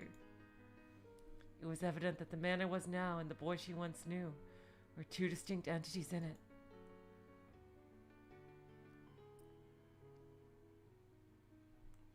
So maybe if the old Jacopo were still good in her mind, if she still remembered him fondly, then perhaps I could assume that role, much like I assumed the role of the Lord. The thought sent a chill down my spine. By putting on that mask, I would be disregarding every horrible thing I had done to her. Every time I'd come up here in these past months to draw her blood. In that moment, there was no one in this whole wide world who had fallen so close to hell as I. And in that moment, I could no longer deny the madness that had taken root in my heart. The madness that had given rise to such a fancy. He truly is insane. Oh my god, we even have a CG.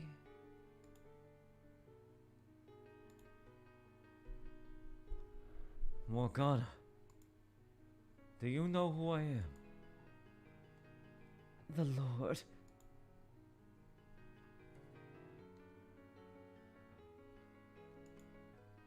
What do you want to do with me? Do you want with me? Are you here for... I don't have any. There's no blood left for you to take. That's right. I'm the Lord. I'm the man who's brought you a lifetime of pain. The man who locked you up in this tower.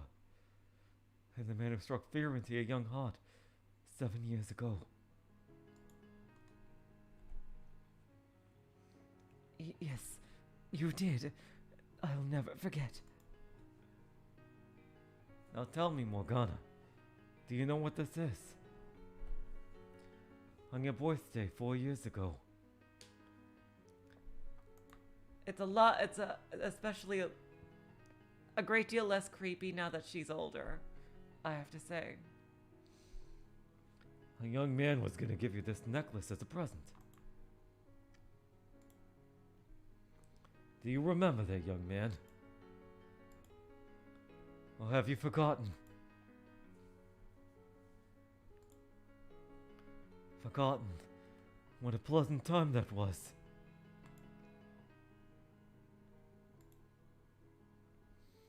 I can't say I'm surprised. You were saying how much you hated staying at that brothel. Those 3 years were no more pleasant than any other time of your life. I remember. I remember him, and I remember those days. And do you remember them fondly. Yes. Well, that's great to hear. You can rest at ease, Morgana. Cause he's gonna be here soon, and he'll... That was the only time. What?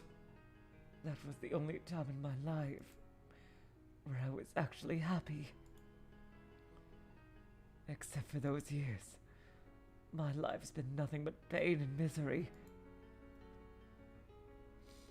But those days, they were warm. Everyone was so kind to me. They showed me love. It was all I had. The only happiness I ever had. No time in my life was better than that. But it was taken from me. I wish it had all just ended there.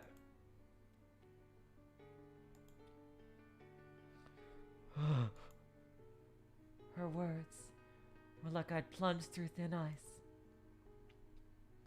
I could put on the best forged mask in the world, but I would never again be the man in her memories. Oh my God. I could act exactly like him, but I would never be him.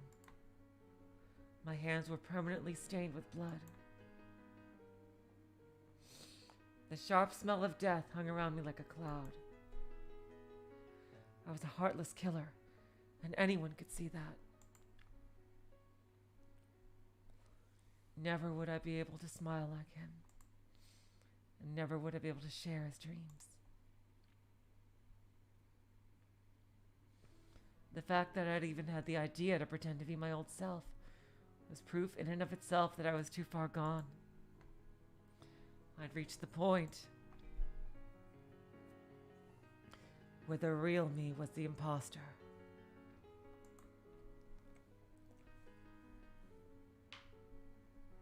He's dead, and so is everyone else.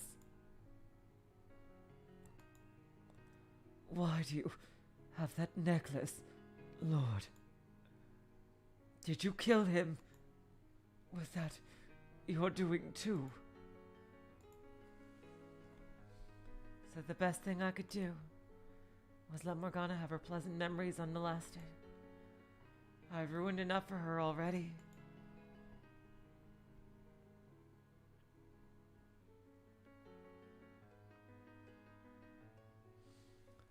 She'd said that those 3 years were the happiest time of her life.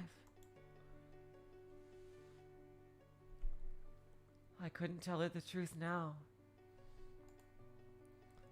And there were no possible lies or justifications that would ever allow me to stand by her side again. I'm glad he realizes that.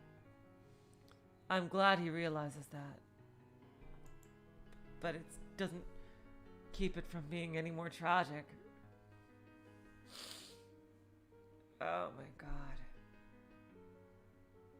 Best worst character, exactly, Ji-chan.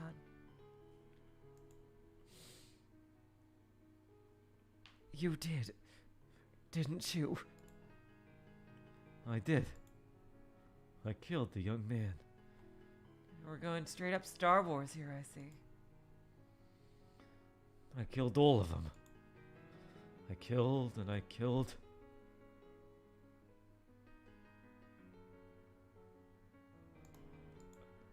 Until there wasn't a soul remaining.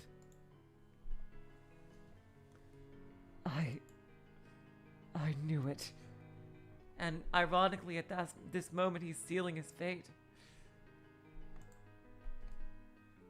You're the cruelest man in the whole world.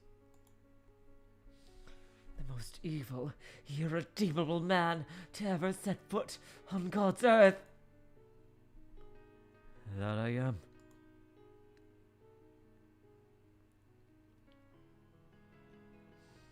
I despise you more than anything. I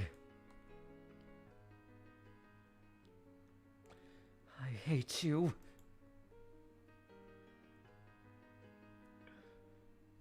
I love you. God. I want nothing more than to put a curse on you! I buried my feelings for you, so they wouldn't get in the way of me being the Lord. I want to see you dead! But those feelings never entirely went away.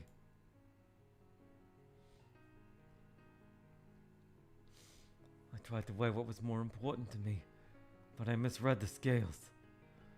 I hate you with all of my being!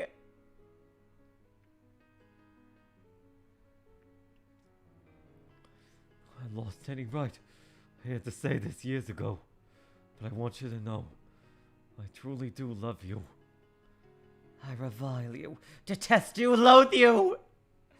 I loved you. There's not enough hate in all creation for you!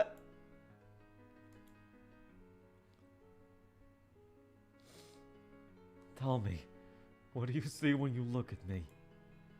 What do you hear when I speak to you? I hate you, I hate you, I hate you, I hate you, I hate you, I hate you, I hate you! You can't see the tears on my cheeks, can you? Your mind, your spirit, are sure to be on repair, aren't they?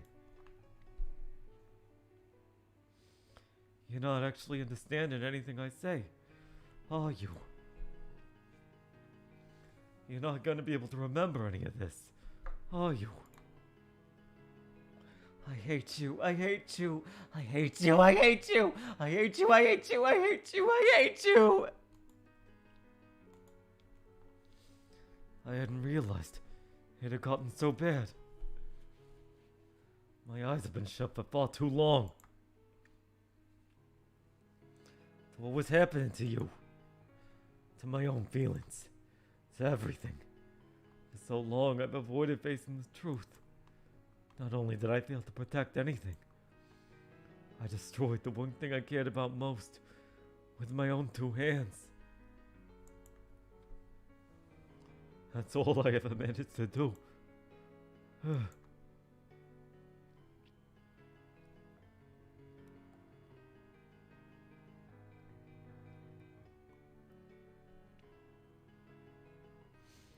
We really are coming up on the end. Oh, interesting. Okay, so I may as well finish it today, the main story. Okay. I wonder, what was the point of no return? Exactly. Probably when you freaking asked Yukimasa to bring her in here in a sack with her arm cut off.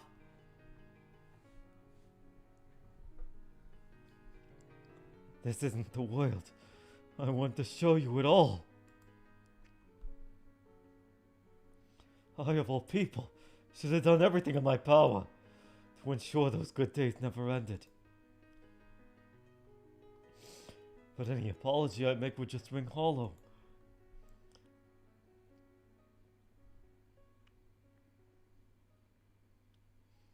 I hate you, I hate you, I hate you, I hate you, I hate you, I hate you, I hate you, I hate you, I hate you, hate.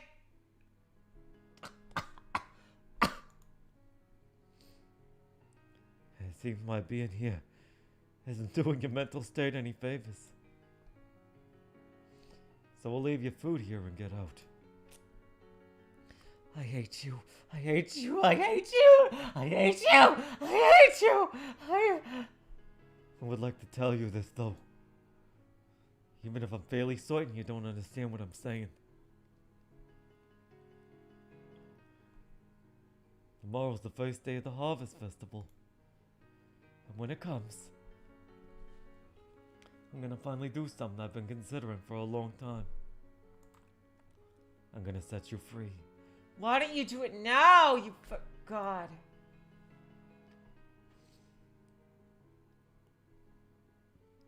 I'm gonna put an end to all this. I hate you. That ship sailed long ago, I know. You're in no condition to go out into the world anymore. So I'm not just gonna release you and forget about you. my father to his side. An angel sent me back to heaven. That's the plan, yes. We'll go out and find some place to die together.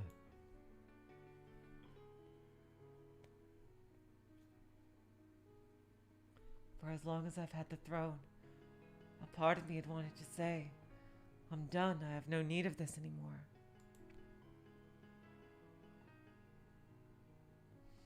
But every time the thought rose to my mind, it was pushed back down by a refrain of, so you'd let all that work go to waste?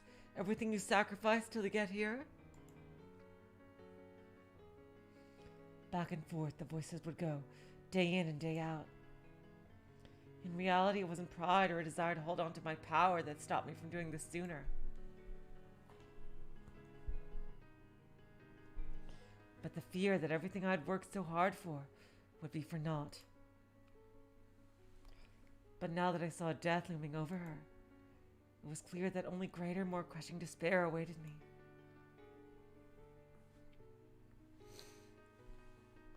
It would break me utterly, and I would end up abusing my people even worse than Barnier had. The best thing I could do for everyone was to end it all here. To step down off the stage.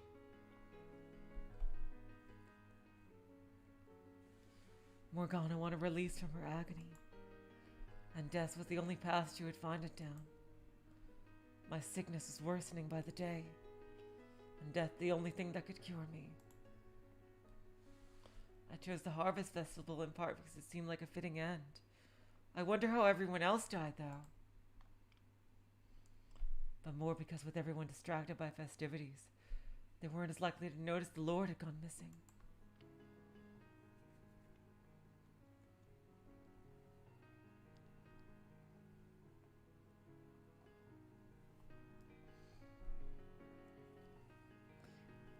As my final act of penance, I would find her somewhere with a gorgeous view to gaze upon as I took her life.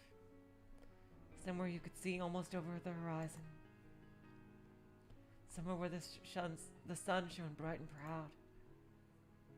Somewhere that felt like you could see the world. And carrying the full weight of her enmity at my shoulders, the Lord would too meet his end. Finding someplace beautiful for her to depart this life from.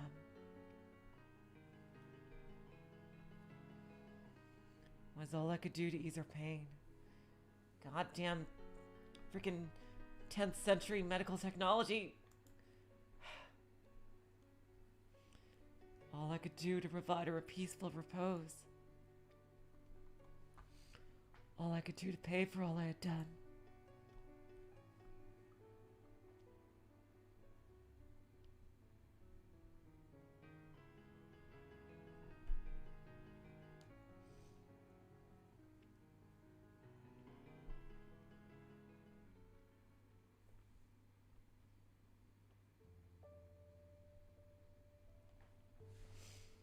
On the first morning of the Harvest Festival, townspeople swarmed the new church's grounds.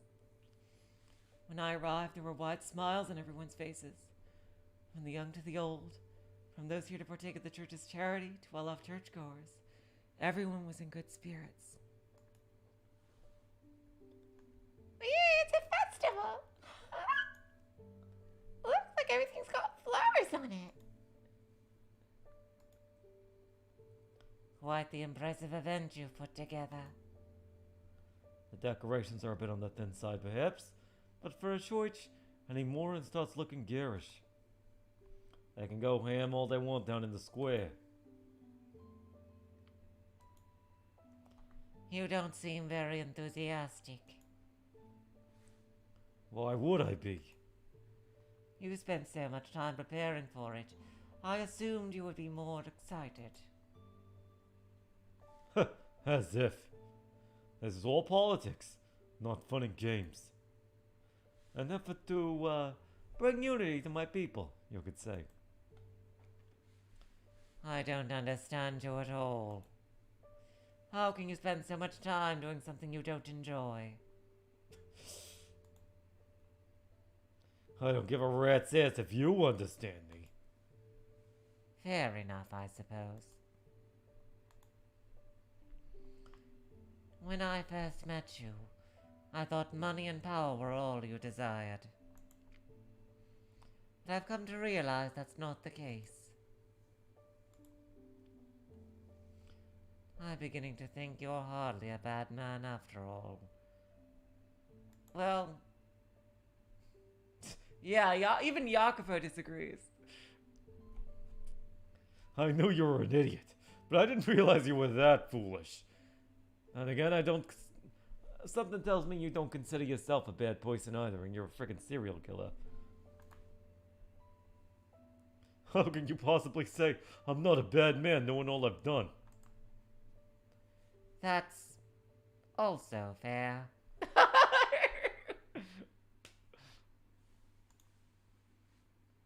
Hey! No running, kids! You're gonna get yourselves hoit. What's the big deal? Run with us, Marie. Ah! You shouldn't pull on people! That hoits! Good morning, Lord Bonnier. Preparations are complete here, and the stalls down in the city are ready to open as soon as you give the word. Thank you. I couldn't be more thrilled to be part of such a wonderful celebration. I'm glad to hear it. Are you well? You look a bit tired. It comes with the job. There's hardly a day I'm not exhausted. Well, don't work yourself too hard, Lord Bonnier. It's important to get your rest. I'll keep that in mind. Oh, I almost forgot. Would you like a flower, my lord? Oh my god. A flower? We made all sorts of flower accessories, and we're giving them out to anyone who wants one. They do the same sort of thing at the Midsummer Festival, and I like the idea so much I borrowed it. Blah, blah. What do you say? I think this one would look lovely in your hair.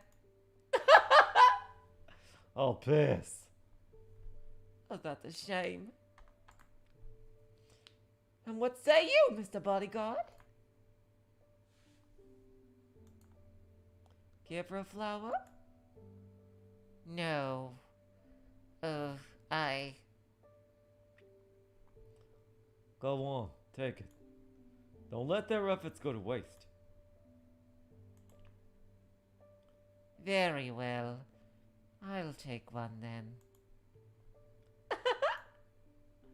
May God smile upon you. Thank you, but I seriously doubt he's going to smile on me. Oh, the Lord. Well, see you later. And Lord Bonnier, if you ever need anything, please don't hesitate to ask. Hey, you can have the day off. Go spend it with your nun, or go do whatever you do. Please don't kill people, though. Oh. Can I at least... No, you cannot sever limbs. Oh. Why the look? I'm merely surprised you would show any consideration for your dog.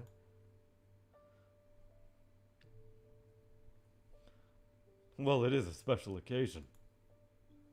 I suppose.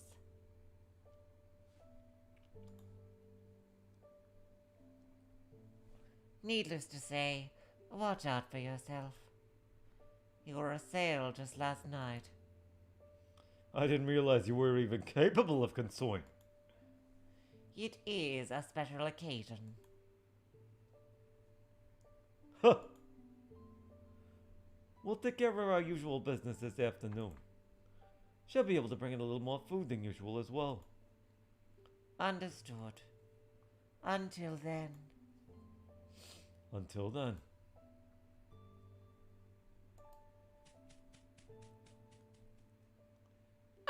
I've died and gone to heaven. They're sweet as far as the eye can see. Better hurry before they're... Ah! Oh, that's probably Nelly. Sorry. Hey there, watch where you're going. Yep, it is. Yes, sir, Lord Barnier. I'm so very sorry. Nellie, I think you were the first character I gave this voice to.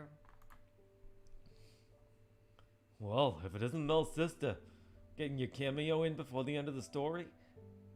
Yep. Someone's a bit too wound up, it seems. I've never been to a festival before, so I'm terribly sorry for running into you. Please don't get upset at me. Don't worry, I'm not upset. So you never went to any festivals in your homeland? What? No. I couldn't go to any because I was stuck at home all the time. I suppose you wouldn't be able to get out much and spread your wings as the daughter of a noble family, huh? Nope, not in the slightest. It's all dresses and manners and no time for fun. I'm surprised. Most people just don't get it. So I'm going to spend all day celebrating with my dearest Mell.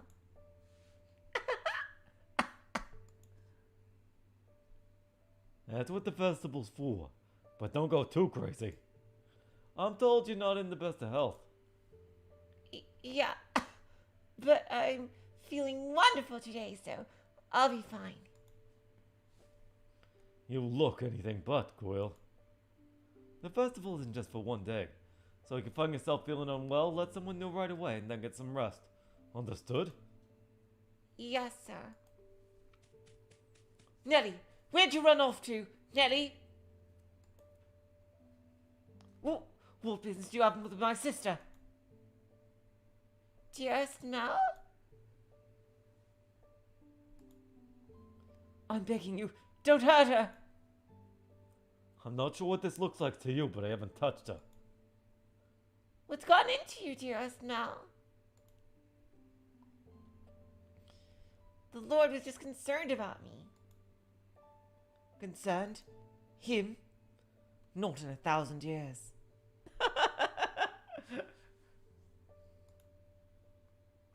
Jeez. Mel, we take care of business this afternoon. Be at my study at noon sharp. Okay, I'll be there. Oh, we can't have lunch together? Running a festival must be a lot of work.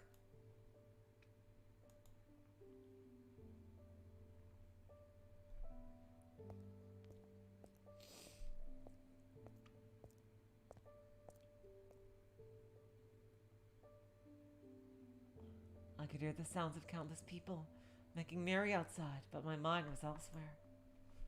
Envisioning the place I would take her to die, somewhere far away, somewhere with a majestic view. I wanted nothing more than to run right then and there, but there were things I had to sort out. Oh, another typo. There were things I had to sort out before I could disappear. These have been like the only 2 typos in the whole story lately. It's overall very good grammatically. I delegated several days worth of work to my attendants so the festival wouldn't fall apart without me.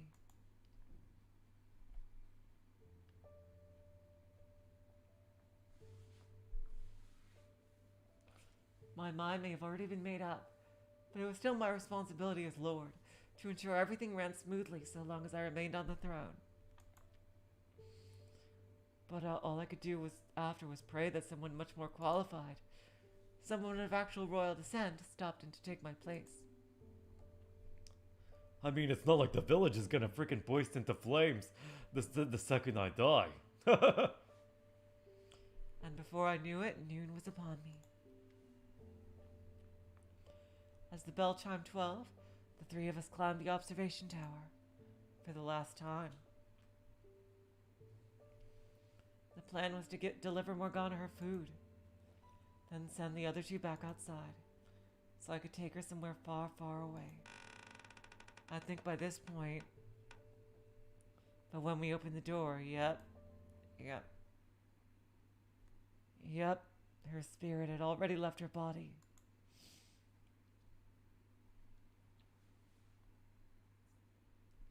The witch killed her.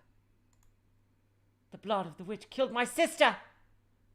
And Nellie died too.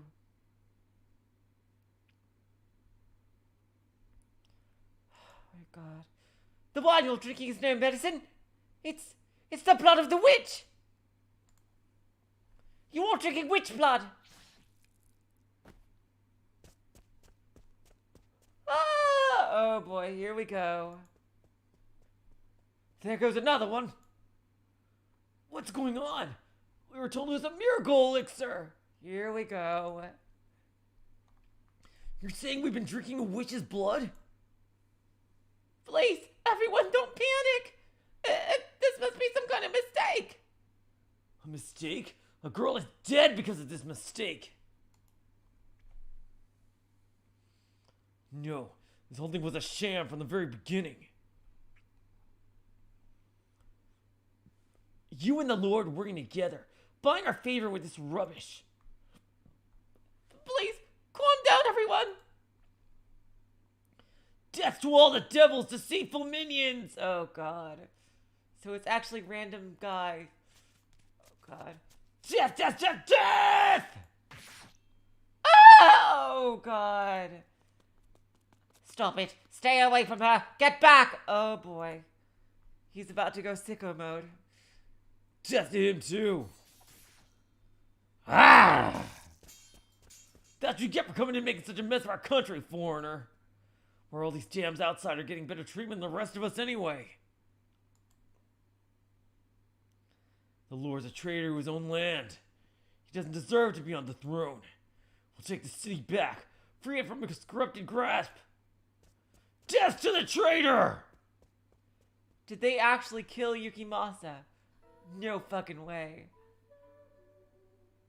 I don't believe that for a second. Morgana's death set off a chain reaction of hell and suffering.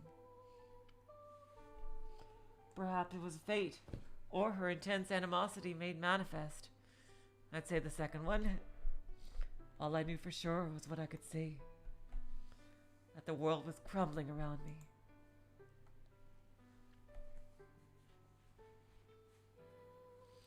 And I watched through the observation tower's window. The first to go was Mell's sister, who had regularly partaken of the miracle elixir. She started vomiting blood, and shortly thereafter she was dead. Oh my God! Mell then broke down, revealing the truth about the elixir, before stabbing himself in the throat. Fear and panic spread like a plague, breeding a desperate rage that found an outlet in the Saintess, the face of the church. The Farston man dashed in to protect her from the mob, and soon a full-on battle broke out between supporters and opponents of the Lord. Actually, no, a battle would imply one side stood a fighting chance. It was closer to a riot, with any perceived to be on the Lord's side ruthlessly slaughtered. It wasn't as though I was peering into a nightmare. There was no question who would come out victorious. It was a scene I had witnessed once before, but this time I was on the receiving end. The illusory faith I had instilled in the people to distract them from dissatisfaction disappeared in a wisp.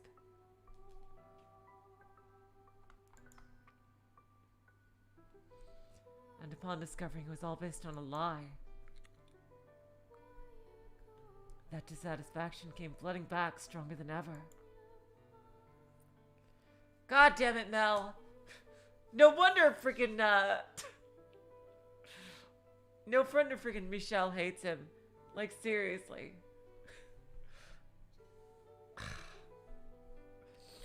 I could tell myself I've always had the people's best interest in mind until I went blue in the face. But it didn't matter. I was a tyrant in their eyes. I turned away and there lay Morgana's limp body. For a split second, I considered going over, leaning against the wall beside her, and taking my own life. That's what I thought he was going to do. With my foot hovering in the air, I swung my leg around, making my way toward the stairs. I had done enough to torment her in life, failing to even allow her to pass on peacefully.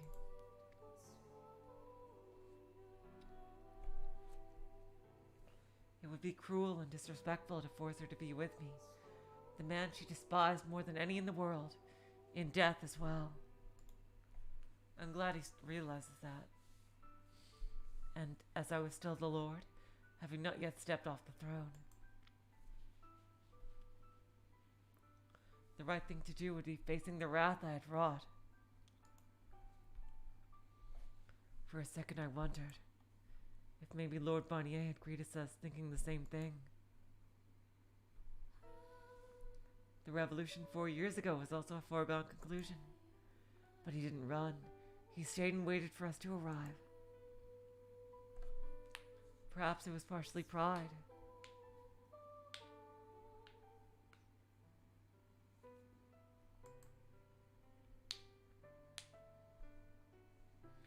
And partially that it was the only way out.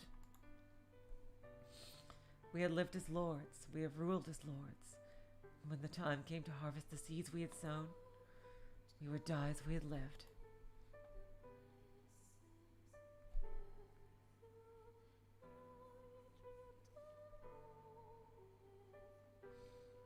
When I reached the ground level of the tower, I could hear shouting and banging and stomping through the door. They were probably tearing the mansion apart looking for me. Oh yeah, that's right. Friggin' Morgana's skeleton was found inside the tower by Michelle, so he definitely couldn't have taken her anywhere.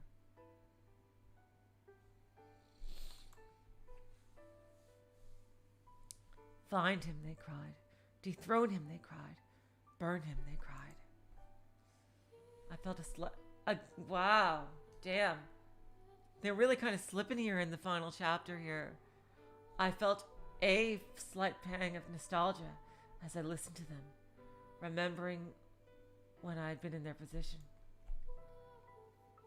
All I had to do was open the door, and I would be dead in seconds. They didn't just have me vastly outnumbered. I had no intention of fighting. My life amounted to nothing. My people are all dying. Soon I'll be stripped of my title as Lord of the land. And not a thing will be left. It was all utterly meaningless. See, guys? What did I tell you? This is literally the worst possible ending this story could have had. I killed everyone I ever cared about. Even Morgana. There's not a single poison. No, I didn't end up killing Maria. I guess that's something to be thankful for. I pray you'll live on. By all means, spend the rest of your life hating me. Just so long as you live. I can't believe, is Maria actually going to survive? Is she going to be the sole survivor?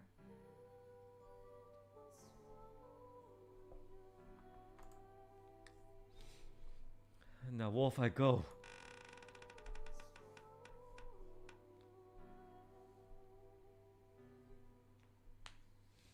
I stepped out before my people.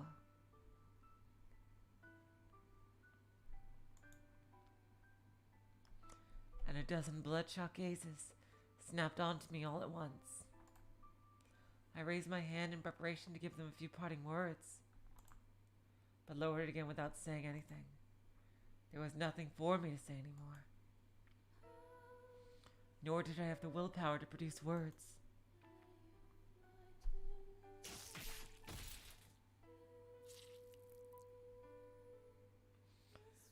Wow. They know what they're doing with that CG. They know what they're doing with that CG. Wow. Like, it's pretty much exactly. Oh my god.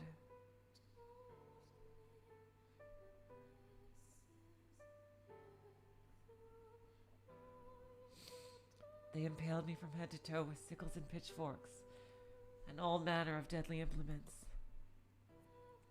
I'm no longer able to support my own weight. I fell back against the door, sliding to the ground. I could feel the life draining from my body. Their voices grew faint. At least he wasn't killed by his brother who betrayed him. Were they shouting, grieving, cheering? I could no longer tell the difference. My consciousness quickly slipped away. And as it did, flashes of memories whisked past. Oh God! Oh God! As a child, fighting to survive day by day. A young man with his head in the clouds, hell-bent on going out in the world. A crowd of friends hooting and howling in a pub. Girls at a brothel, constantly teasing but always reliable. And you at my side. I thought I felt a gust of wind, guiding Jacopo's mind to one particular memory. Here we go. What's his last thing he thinks of before death?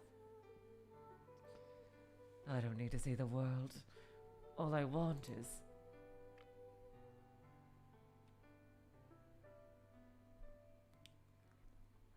I could hear her voice with incredible clarity. And after so many years, I finally figured out what she had said that day.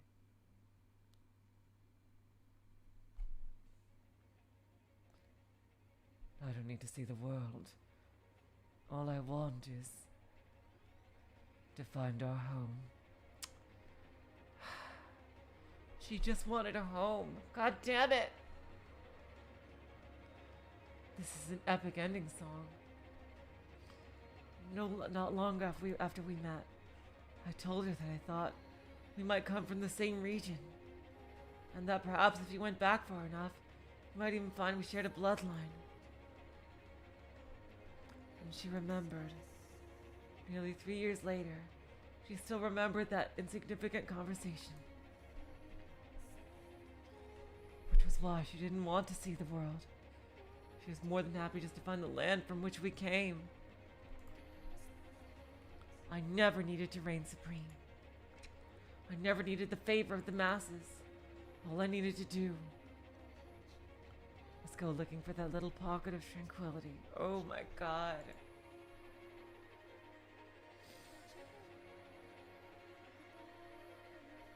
Oh my God. I assume credits? Oh, no. I stand before a gorgeous golden field.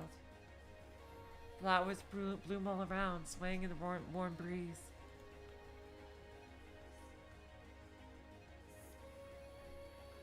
Vaguely familiar faces smile and laugh. After a long, hard journey, we finally made it. There was no big, bustling city. No one dressed in extravagant clothing. But they would welcome us warmly. Oh my God.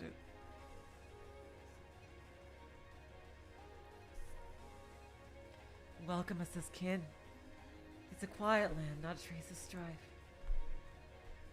They bask in harmony, smiles on everyone's faces. Nevertheless, she's still afraid of how they might treat her. It's the golden land, yet Sean Buster. So I offer her my hand. This is it. This is our home. As we drew closer to our home, her tense nerves seemed to loosen. And she lets out a barely audible sigh. She slowly draws back the hood covering her.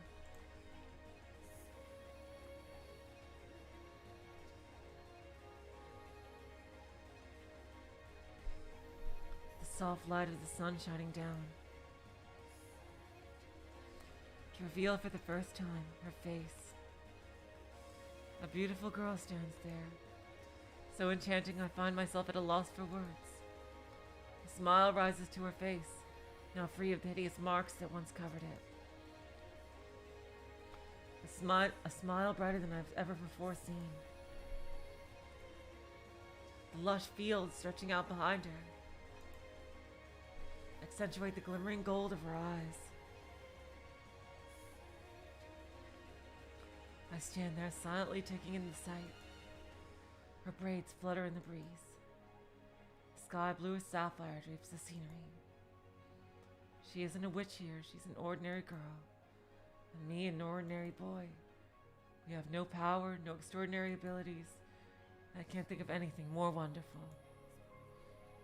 With all the weight lifted from my soul, I gave a soft sigh, looking her in the eyes.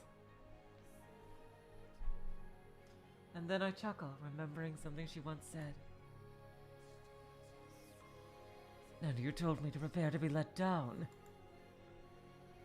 Ordinary though we may now be, our banter remains unchanged. And I know she's got a snarky response waiting to let loose.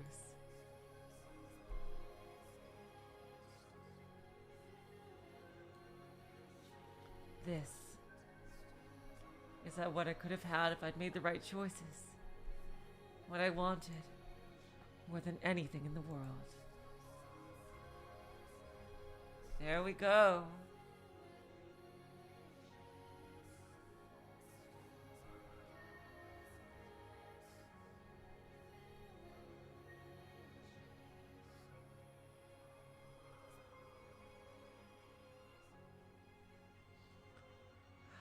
Damn.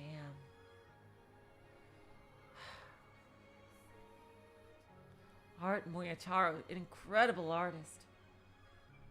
This story had some amazing moments. I didn't agree with all of it, you know that, but I do not regret reading it. I think this is an amazing story. Really incredibly tragic, and you definitely need, this is a prequel that you definitely need to read the original story first. Absolutely one of those prequels. Like some prequels you can watch or read before the original and it works fine, but this is definitely one of those prequels. You'll get way more out of it if you see do the original first. I would strongly recommend if you want to read both, you read the original first. Damn, what a story. The art, music, incredible as well.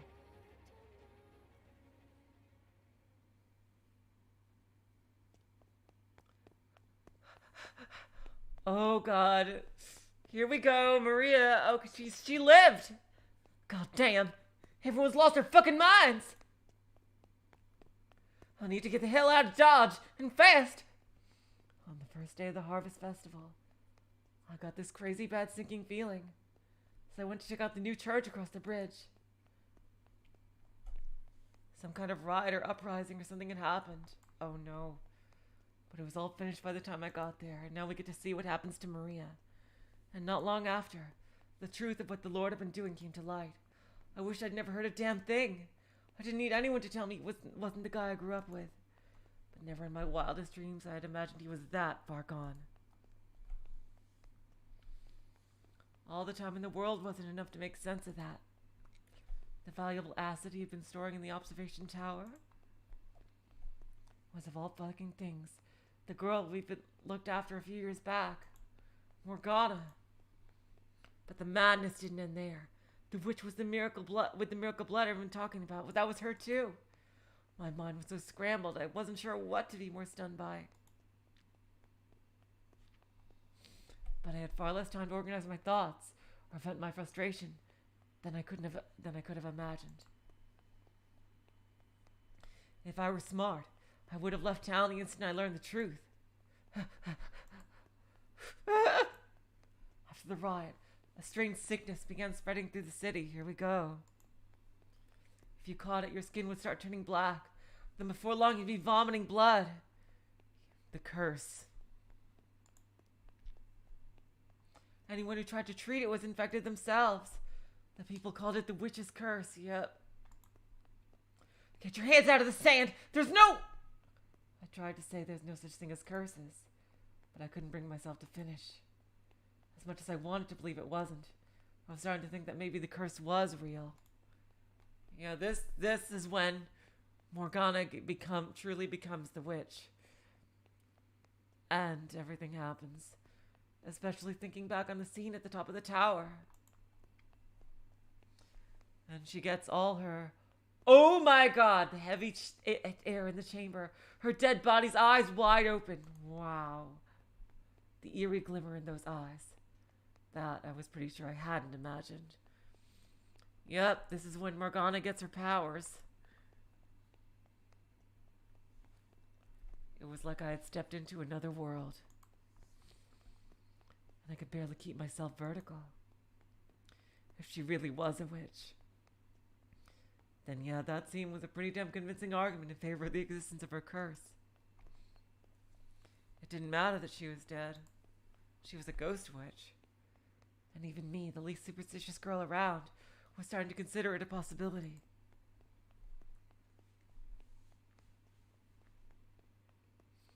So the people who had actually believed in the miracle elixir were freaking right the fuck out. They had seen what the Lord had done to her. How much pain and suffering he had caused her. It was easy to believe she hated the world enough to curse it. That's what witches did, after all. And the city was scared to death. First, they tried to seal the curse into the observation tower. But that didn't stop its spread. So next they went after anyone who had known her in life. And punished them. Almost there. The forest isn't far. There she is! That's her! Oh god, how did they know? Shit. They discovered that the witch had taken refuge in a brothel a few years back. How the fuck did they find that out? And it wasn't long before they linked me to it, making me the next target. None of us at the brothel had any idea Morgana's blood possessed that kind of power. But the more I tried to defend myself, the more they began to suspect me, thinking every word a ruse. The whole city had gone to completely batshit. It's right there. Like hell I'm gonna let them catch me! Fuck my arm! Oh no! She's down, boys! Get her! No. No, get off me, asshole! Get away from me! Oh god. What the hell do you think you're doing? Wait! Oh no. A bunch of men dragged me to the church and tossed me in the cellar. I could hear them shouting through the locked door. Oh witch, oh great witch, we offer unto your punishment for those who wronged and forsook you in life. So please, we beg of you, stay your anger. Have mercy upon us. Hey, have you assholes lost your fucking minds? I didn't do a goddamn thing to her. Oh no, god damn it!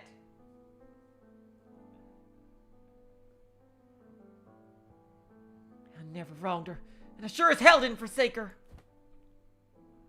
I didn't have any idea what that sick fuck was doing to her. Oh great witch, please spare us from the wrath of your curse. Please have mercy on us and not laid our hands upon you. Oh witch, oh great witch. You're fucked in the hands!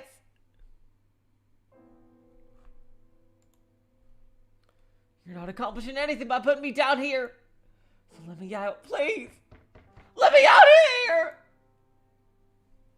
Oh my god. Damn it, they really did just leave me here. The door was locked tight. I'm not panning my way through this. Oh my god. Is Morgana gonna talk to her? Damn thing won't even budge. Fuck. Something.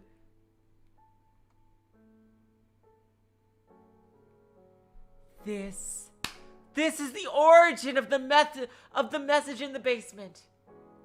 She discovers oh my god, in the 1800s. Oh my god. There has to be something I can do. Hey, is anyone out there? Someone let me out of here. I didn't do anything.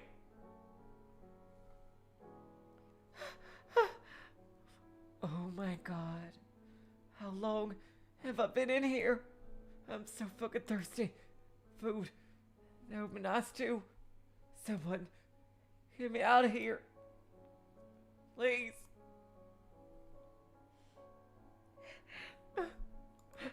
I feel like my body's made of stone. I'm gonna starve to death in here. You've gotta be kidding. Oh god, I feel sick. Everything hurts.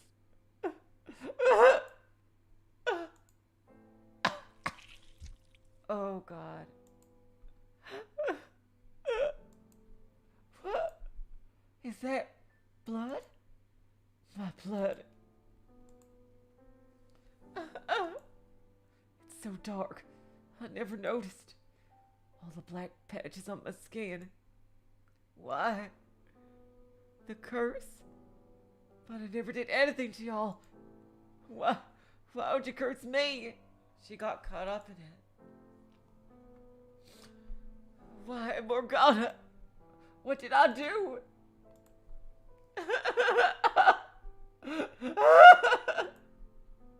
Y'all didn't mean to, did you? It was just a little mistake, wasn't it? You can still take it back. There's time to take it off me. I didn't do anything to deserve this. I didn't do anything to deserve being cursed. Come on, spare me. This is all it is, fucking head, not mine.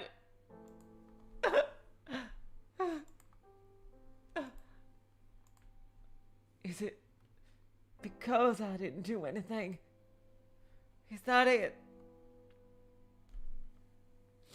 Are y'all saying that I'm to blame too? Because I didn't do anything to stop it. Because I couldn't trust anyone but myself. That's asking way too much, darling. How was I even supposed to know what was going on? I was up to my neck in my own shit already. Come on, Morgana. Give me a little sympathy. Spare me from your curse.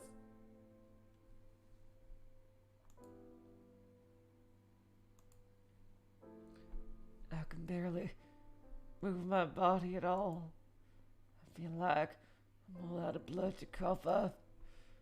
I don't even have the energy to cry for help anymore. So this is how I go, huh? And when I'm gone, that means everyone's dead. I wonder what whoever finds my body will think.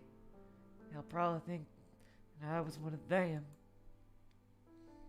Now wouldn't that be some real bullshit?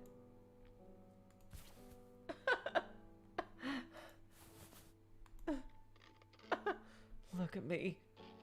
I know how to write. I'm a woman in a horde from the slums. But look at me. I can read and write. Pretty impressive, huh? Why, I forgot how I learned, though. Oh, right. Oh. I had a friend. Oh, no. God damn it, I hate to kill the mood here, but... Oh, no. I'm so sorry, I just have to reset it because my stupid headphones got unplugged, and for some reason that stops the sound cold. Son of a bitch. Okay, sorry. Technical difficulties. Fucking hell. Jeez.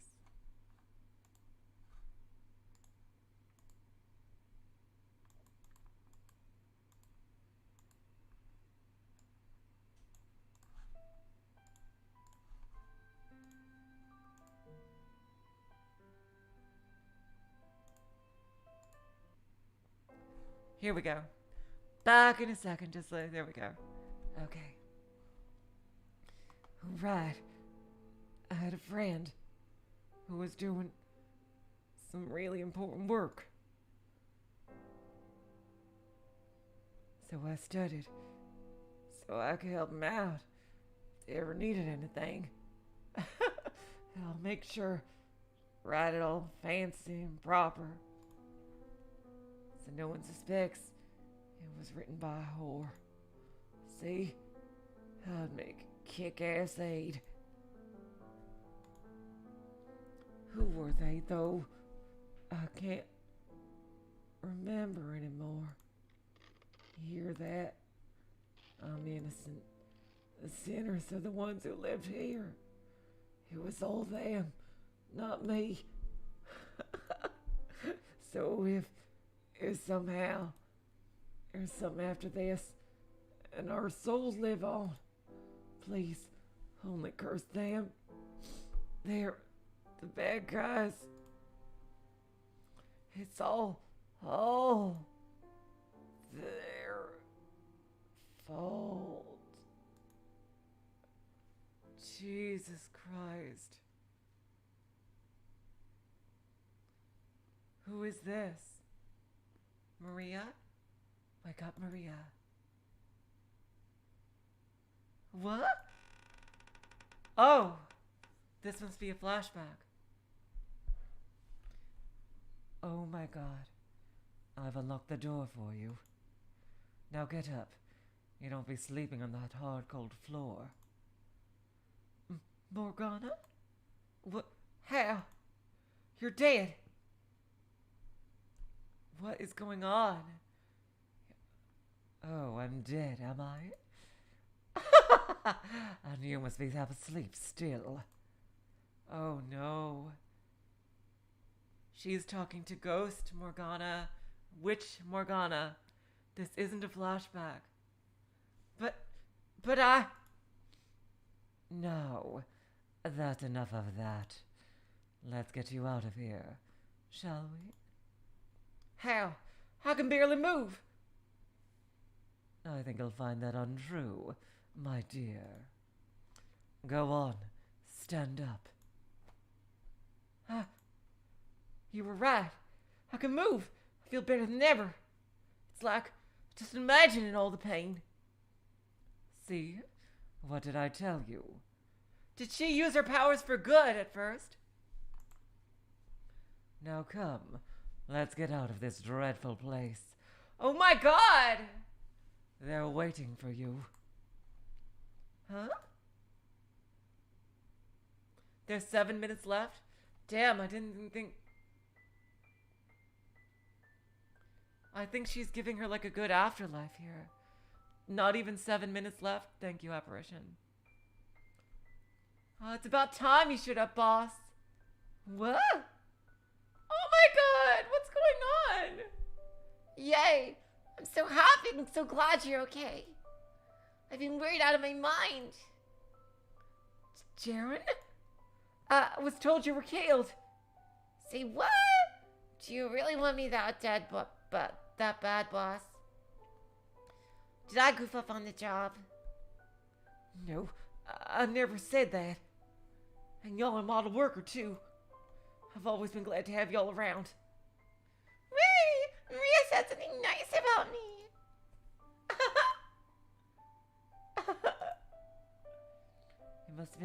It must have been real rough in there, huh, boss?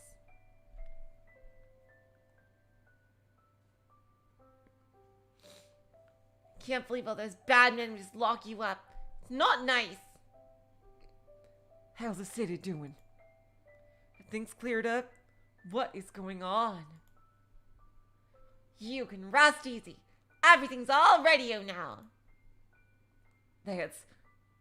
I'm glad to hear it. Is this Gratian? You look like someone who just pissed in your stew, girl. Where's that burning fire in your eyes? I knew it. Hey there! I knew a little solitaire wouldn't get the best of you, girl. I knew it. All the new characters with her. Whoa, whoa, whoa, don't just stare. What, you think I was dead too? Like hell, ain't nothing in this whole damn world can take me down. I'm the crew's #1 for a good reason. That's right. You are, aren't you? You survived living as a slave in Barnier's manor. There's not much that could kill y'all. Damn straight!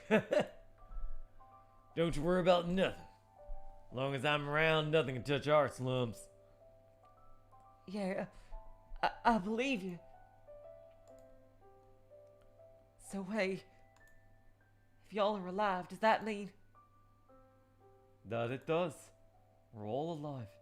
Every last one of us. You were never a morning person.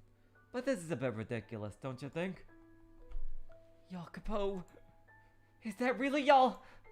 Is it really the same old Jacopo I used to know? What do you mean used to know? I'm the same Jacobo you've always known. But you became the Lord, and then you killed everyone. Do you really have that little faith in me? I would never kill any of you.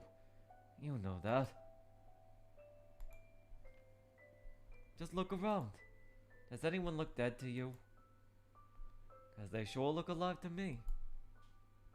Whatever terrible dream you were having down there, Maria, it's about time you came back to reality. But I... Look me in the eyes. Tell me I'm not the same Jacopo you've always known. No, you're definitely y'all, but... Same old friend I've always known. See? Was that so hard? Well, we got the whole gang here. So what do you say we go do something? Hit the pub, maybe? Oh, now that's a plan. Well, we're overdue for another drinking contest. Oh, I wanted to. You're coming with us too, aren't you, Morgs? I'm not comfortable in such lively places. Come on, just this once. We can sing together even. Your voice will have the whole place enchanted in a snap. I won't be singing, but I suppose I can join you this once. The chance doesn't come around often. Oh, come on, you never want to go when I ask, but you will if she does. You could be drowning and I still wouldn't agree to do anything you asked, so that's irrelevant. I'm not going because Jaren invited me. But for Maria. Will you join us? Y'all bet your butt I will! I'm so glad.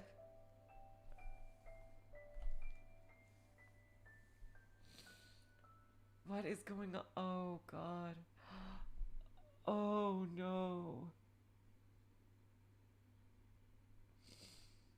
So glad. Oh, God. That everyone's alive. Oh, God.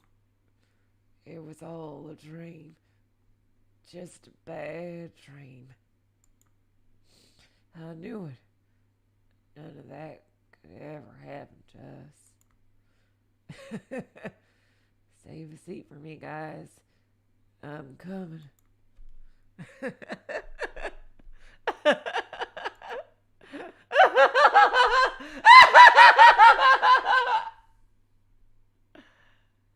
Oh, God. Oh, God. Motherfucker. You'll have to get one last middle finger out at us, ain't Fata Morgana? Oh, God.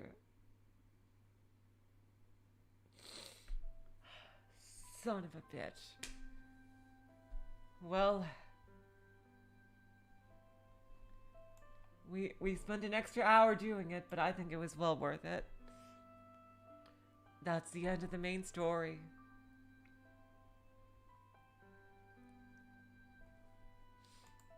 Next is sub-episodes. Ascento Delle, Tales of Hidden Obscurity, Happily Ever After, and Return to Title. Let's do that one right now. And of course there's the, I do know that there is a, another backstage, which is the fourth one.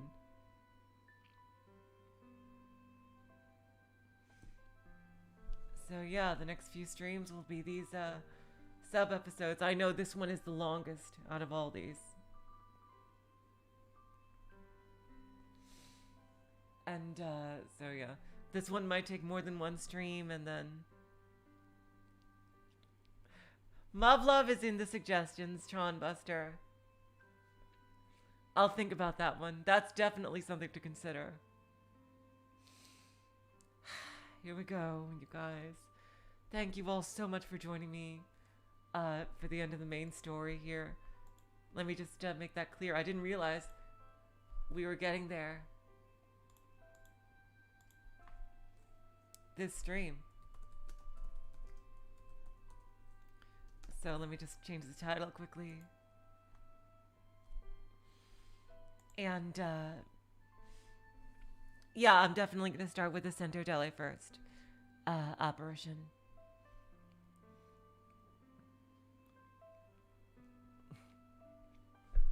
Yes, yeah.